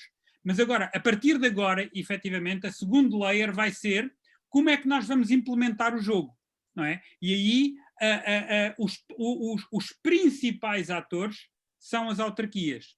Isso é claro. E por isso, a lógica neste momento é nós, e agora eu vou-me pôr de vários lados, mas eu acho que é a academia dizer à autarquia, vamos fazer uma parceria, vamos jogar, vamos ver que tipo de regras é que vamos fazer para efetivamente isto poder acontecer, mas vamos efetivamente adotar este princípio. E reparem, esta é uma questão muito curiosa, porque neste momento a própria União Europeia e todos os planos de resiliência já obrigam a esta lógica de objetivos, metas e indicadores. Aquilo que neste momento os países do norte da Europa estão a contar é que os países do sul da Europa não vão conseguir respeitar toda a lógica, toda a gestão de transformação de metas e indicadores e vai sobrar e por isso vai voltar. E aquilo que neste momento, de alguma forma, é um desafio enorme nós neste momento trazermos isto. E isto só vai acontecer com as autarquias, porque é muito difícil a nível da administração central nós efetivamente termos estes projetos. Por isso, esta necessidade, digamos, de ter a visão, ter os projetos, implementar os projetos, fazer com que os projetos sejam canas, não sejam peixe, é fundamental. E aqui está efetivamente esta linguagem toda. Por isso eu acho que era muito interessante realmente pegarmos na questão das metas e dos indicadores e efetivamente considerarmos que este é o próximo passo. Outra coisa dentro desta lógica, Sílvia, se me permitem, Rui, Paulo, Ricardo, que eu acho que era muito interessante, é nós efetivamente pensarmos como é que nós podemos fazer parcerias. Ou seja, que regras do jogo é que nós temos que criar para efetivamente nos aproximarmos dos vários jogadores, nomeadamente, e neste caso específico, academia, municípios. Para a partir daqui, efetivamente, criarmos algo que seja saudável. Porque eu acho que há aqui toda a lógica é que nós consigamos criar um ciclo virtuoso de desenvolvimento sustentável. Ou seja, onde nós estamos a criar valor, e porque nós estamos a criar valor e temos equidade na forma da distribuição do valor criado, efetivamente nós conseguimos fazer com que isto seja uma bola de neve que continua a crescer. E por isso essa eu acho que é muito interessante, que efetivamente é pensarmos em metas e indicadores, não apenas na lógica teórica, mas efetivamente na lógica de, mais uma vez, exemplos práticos, como é o caso de Bristol, como é o caso de Los Angeles, como é o caso de Genebra, onde efetivamente nós pomos os vários jogadores a jogar ao mesmo tempo. E esta parte é uma parte, enfim, hoje já não temos tempo, mas é outro conceito, que é o conceito da mesa redonda, que efetivamente é como é que nós criamos mesas redondas para efetivamente levarmos projetos para a frente. Eu gostava também de deixar já agora, é só mesmo para deixar também mais uma ideia. É assim, é efetivamente avaliar a evolução do indicador. Isto porquê? Porque há, digamos, nós temos municípios com diferenças muito consideráveis e há uns que podem fazer um grande esforço, por exemplo, estou a falar qualidade da água, um indicador simples, qualidade da água potável, por exemplo. Há uns que podem ter uns sistemas que têm de fazer um grande esforço para deixarem de ter incumprimentos. E há outros que já pela sua filosofia já não têm de fazer esforço nenhum porque eles já não têm incumprimentos de qualidade da água por sistema. Ou seja, a evolução do indicador, de um que efetivamente faz um grande esforço em nível de investimento, faz uma política para efetivamente começar a ter bons parâmetros de qualidade da água, pode ser de valorizar face a outro que já por si tem um sistema que já está estável. Faço-me compreender. Portanto, eu acho que é muito importante a base da caracterização para depois nós podermos ver efetivamente a evolução, porque o que se pretende, no fundo, é que os municípios vão sempre melhorando e muitas das vezes um poderá já estar num patamar superior ao outro e não ir melhorando. E outro que é pequeno, estar a fazer, digamos, um grande esforço que lhe permite melhorar efetivamente nesse indicador, faz-me compreender, portanto não só o indicador em termos de valor absoluto, mas sim também o indicador a nível evolutivo. Pronto, acho que é interessante também pegar nesse ponto, exatamente face à disparidade que logo se encontram logo de base à partida.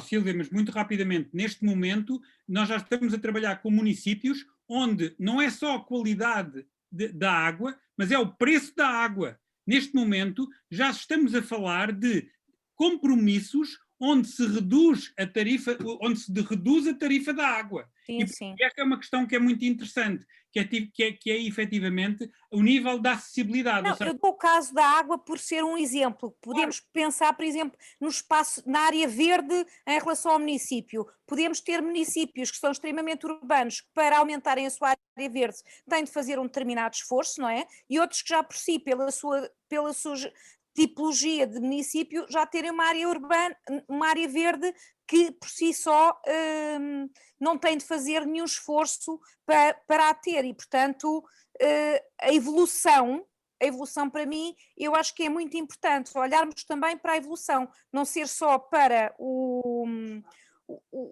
estado em que está, em como é que se posiciona em relação a outros, mas sim a evolução. A evolução eu acho que é fundamental, porque é isso que nos vai definir efetivamente se as políticas do município estão a ir de encontro ou não a esses objetivos de desenvolvimento sustentável.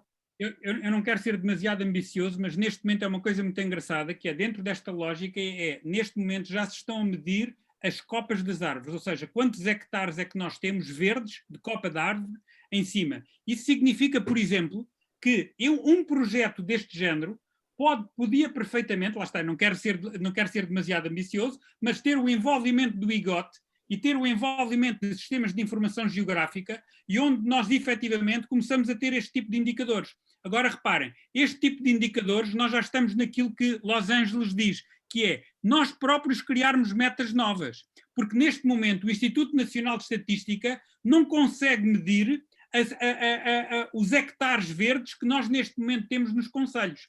E por isso, e esta é a parte em que o laboratório é necessário, ou seja, é neste momento nós efetivamente começarmos a ver como é que estes metas, como é que estes indicadores, a beleza disto é que isto é completamente transpartidário, isto é completamente transreligioso, não há aqui perspectivas, não é? E isto é muito interessante, e é este papel de neutral broker, não é? De intermediário neutral, que só a academia consegue fazer. E esta é uma parte, enfim, é mais um desafio. Mas é fantástico, Sílvia, porque já agora, qual é a sua autarquia? Eu sou de Cascais. Fantástico. Eu sou recente de Cascais. Peço desculpa. Tivemos uma vez juntos. Claro que sim. Pronto, eu peço desculpa, tivemos uma vez juntos, exatamente. Eu peço desculpa de não a ter reconhecido. Mas eu penso que essa perspectiva, e ainda bem, eu penso que essa perspectiva efetivamente é como é que nós neste momento começamos efetivamente a implementar. E esta é a parte que eu acho que é deliciosa, e é aqui que eu acho que é fundamental. Porque há aqui uma questão, mais uma vez, esta lógica de gestão de médio e longo prazo, nós precisamos que realmente a gestão do conhecimento que vai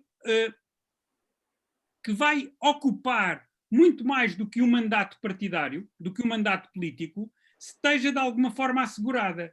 E, mais uma vez, o papel da academia. Nós conseguirmos garantir que a gestão do conhecimento vai preservar. É uma lógica de gestão do bem comum que vai realmente muito longe. Eu acho que, obrigado Sílvia pelos desafios, e eu acho que esta era outra parte, que é realmente, a certa altura, entrando na lógica de laboratório, que outros centros é que podem efetivamente participar para nós começarmos a ter projetos, digamos, com várias escolas. Pois, ainda posso dizer qualquer coisa sobre isto. Queria dizer à Sílvia que eu acho muito bem esta questão dos indicadores, mas eu proporia para uma nova tertúlia sobre isto que analisássemos da visão aos indicadores e dos indicadores à visão. E vou explicar porquê. Porque já em 2018 escrevemos um texto em que os 5 são entendidos como a visão bottom-up. E enquanto que as 17 metas e os 17 objetivos e as 169 metas são entendidos como a visão top-down. Ora bem, na minha visão das coisas, os municípios, eventualmente as 5 áreas metropolitanas, mas os municípios são o ponto de encontro destes 2 caminhos. Quer dizer, por um lado, o caminho top-down dos objetivos e das 160 metas, mas, por outro lado, o caminho bottom-up da visão das pessoas. Porque é que eu acho que esses dois caminhos convém que sejam discutidos mutuamente? Porque os municípios podem querer, de facto, atingir os indicadores. Mas um dos aspectos que tem sido muito referido, principalmente na lógica do ODS mais 1 ou do ODS 18, é de facto uma falta de comunicação para os cidadãos do que vai acontecendo com os ODS. E, portanto, eu percebo o interesse dos municípios na lógica dos indicadores e é corretíssimo. Mas, ao mesmo tempo que temos que fazer esse esforço, também considero que temos que fazer o esforço da cocriação. Quer dizer, dos cidadãos terem a consciência e criarem eles próprios a consciência que estão eles a fazer coisas. Quer dizer, se de facto é necessário aumentar a área verde, é importantíssimo que os cidadãos tenham essa consciência que é importante aumentar a área verde. Portanto, o que me parece que é interessante é discutir, por um lado, a visão qualitativa, não é? A visão qualitativa, por exemplo, um projeto como o 777 ou outros desencadeiam, e, por outro lado, a visão quantitativa dos indicadores e ver como é que eles se encontram. Eu, pessoalmente, gostaria que eles efetivamente se encontrassem fisicamente. Eu vou explicar. Que nós tivéssemos a visão dos cidadãos em pósteres, em cartazes, num sítio expostos, e que esses cidadãos fossem ver esses cartazes e que, ao mesmo tempo, ouvissem os técnicos, as câmaras, a dizer, pois, estão aqui referidos as áreas verdes e, de facto, nós, em termos de indicadores, estamos assim, estamos assado. E os cidadãos pudessem confrontar as suas visões qualitativas com os indicadores quantitativos. E houvesse um lugar físico em que pudesse essa negociação, essa evidência dos dois lados, do qualitativo e do quantitativo.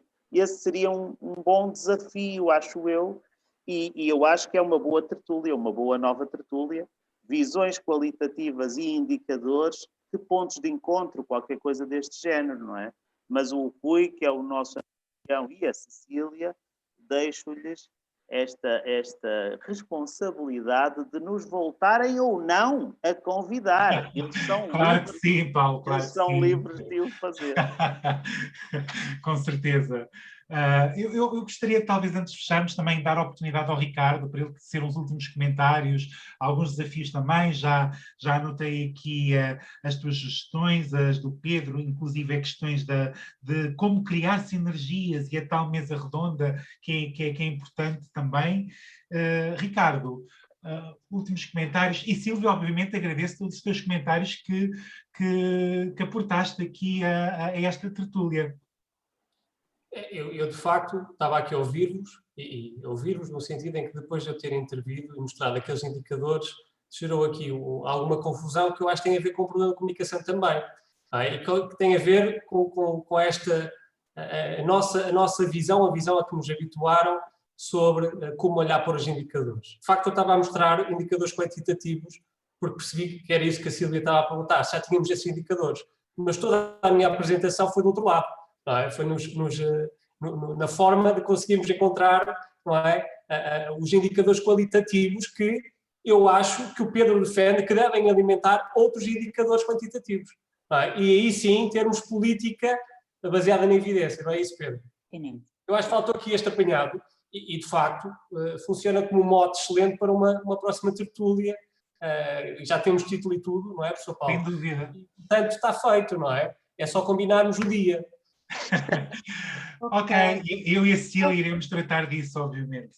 Sim, iremos tratar disso muito cedo e já temos queria convidar-vos para o dia 20 de maio, já temos um novo encontro com uma senhora que trabalhou mesmo com esse tipo de problemática, com desenvolvimento sustentável a vários níveis, e trabalha com stakeholders. Depois enviaremos as informações e, entretanto, vamos pensar numa data, num novo dia para poder organizar essa nova tertúlia sobre todos esses temas que foram levantados. E pronto, agradecemos imenso, eu aprendi imenso hoje com Pedro, Paulo, Ricardo, com todos vocês, e pronto, e nos vemos, já são que horas são? 7 horas, e já falamos 2 horas, não sei, se não houver mais ninguém que queira fazer uma intervenção, dizer qualquer coisa, podemos fechar aqui e pronto, e em breve nos encontraremos por aqui, ou talvez nos próximos meses em presença, não é? Esperamos, não sei. O que é que Sim, posso seria dizer? interessante estas tertúlias Seria muito bom. um contacto físico também, não é? E trabalhar com os projetos, e eu também tenho vários projetos com esse problema das áreas verdes e pronto. Há várias plataformas em defesa das árvores ali, mas e que indicadores tem imensa gente que trabalha, mas autarquias não houve, não é? Então aqui tem outro desafio, não é? Há já cidadãos que estão a trabalhar para o desenvolvimento sustentável, mas autarquias não ouvem, enfim. Teremos tempo para falar disso. Então, não sei, Rui. Pedro, sim. Eu ia fazer uma sugestão, que era que se nós conseguirmos agendar isto com algum tempo de antecedência, que sejam autarquias, sejam empresas, mas sejam sobretudo os alunos, que possam de alguma forma trazer questões, preparar-se para trazer questões para eles próprios apresentar. Porque eu acho que nessa altura a coisa ganha uma dinâmica toda muito diferente. Nomeadamente, alunos que estejam neste momento a preparar teses ou a querer discutir perguntas de investigação, ou já estejam em fase de investigação, que queiram trazer a questão aqui para dentro, mas e de alguma forma que anunciem, para nós de alguma forma trazermos quase uma agenda e virmos discutir coisas concretas. Seja das empresas, seja das autarquias, seja dos alunos, porque eu tenho a certeza, eu gostava imenso, Carolina, não queres fazer uma pergunta? Eu acho que eu gostava muito de ver os alunos a fazerem desafios, fazerem-nos desafios a nós. Que mundo é que vocês querem? O que é que nós queremos que Leiria seja em 2030, Carolina?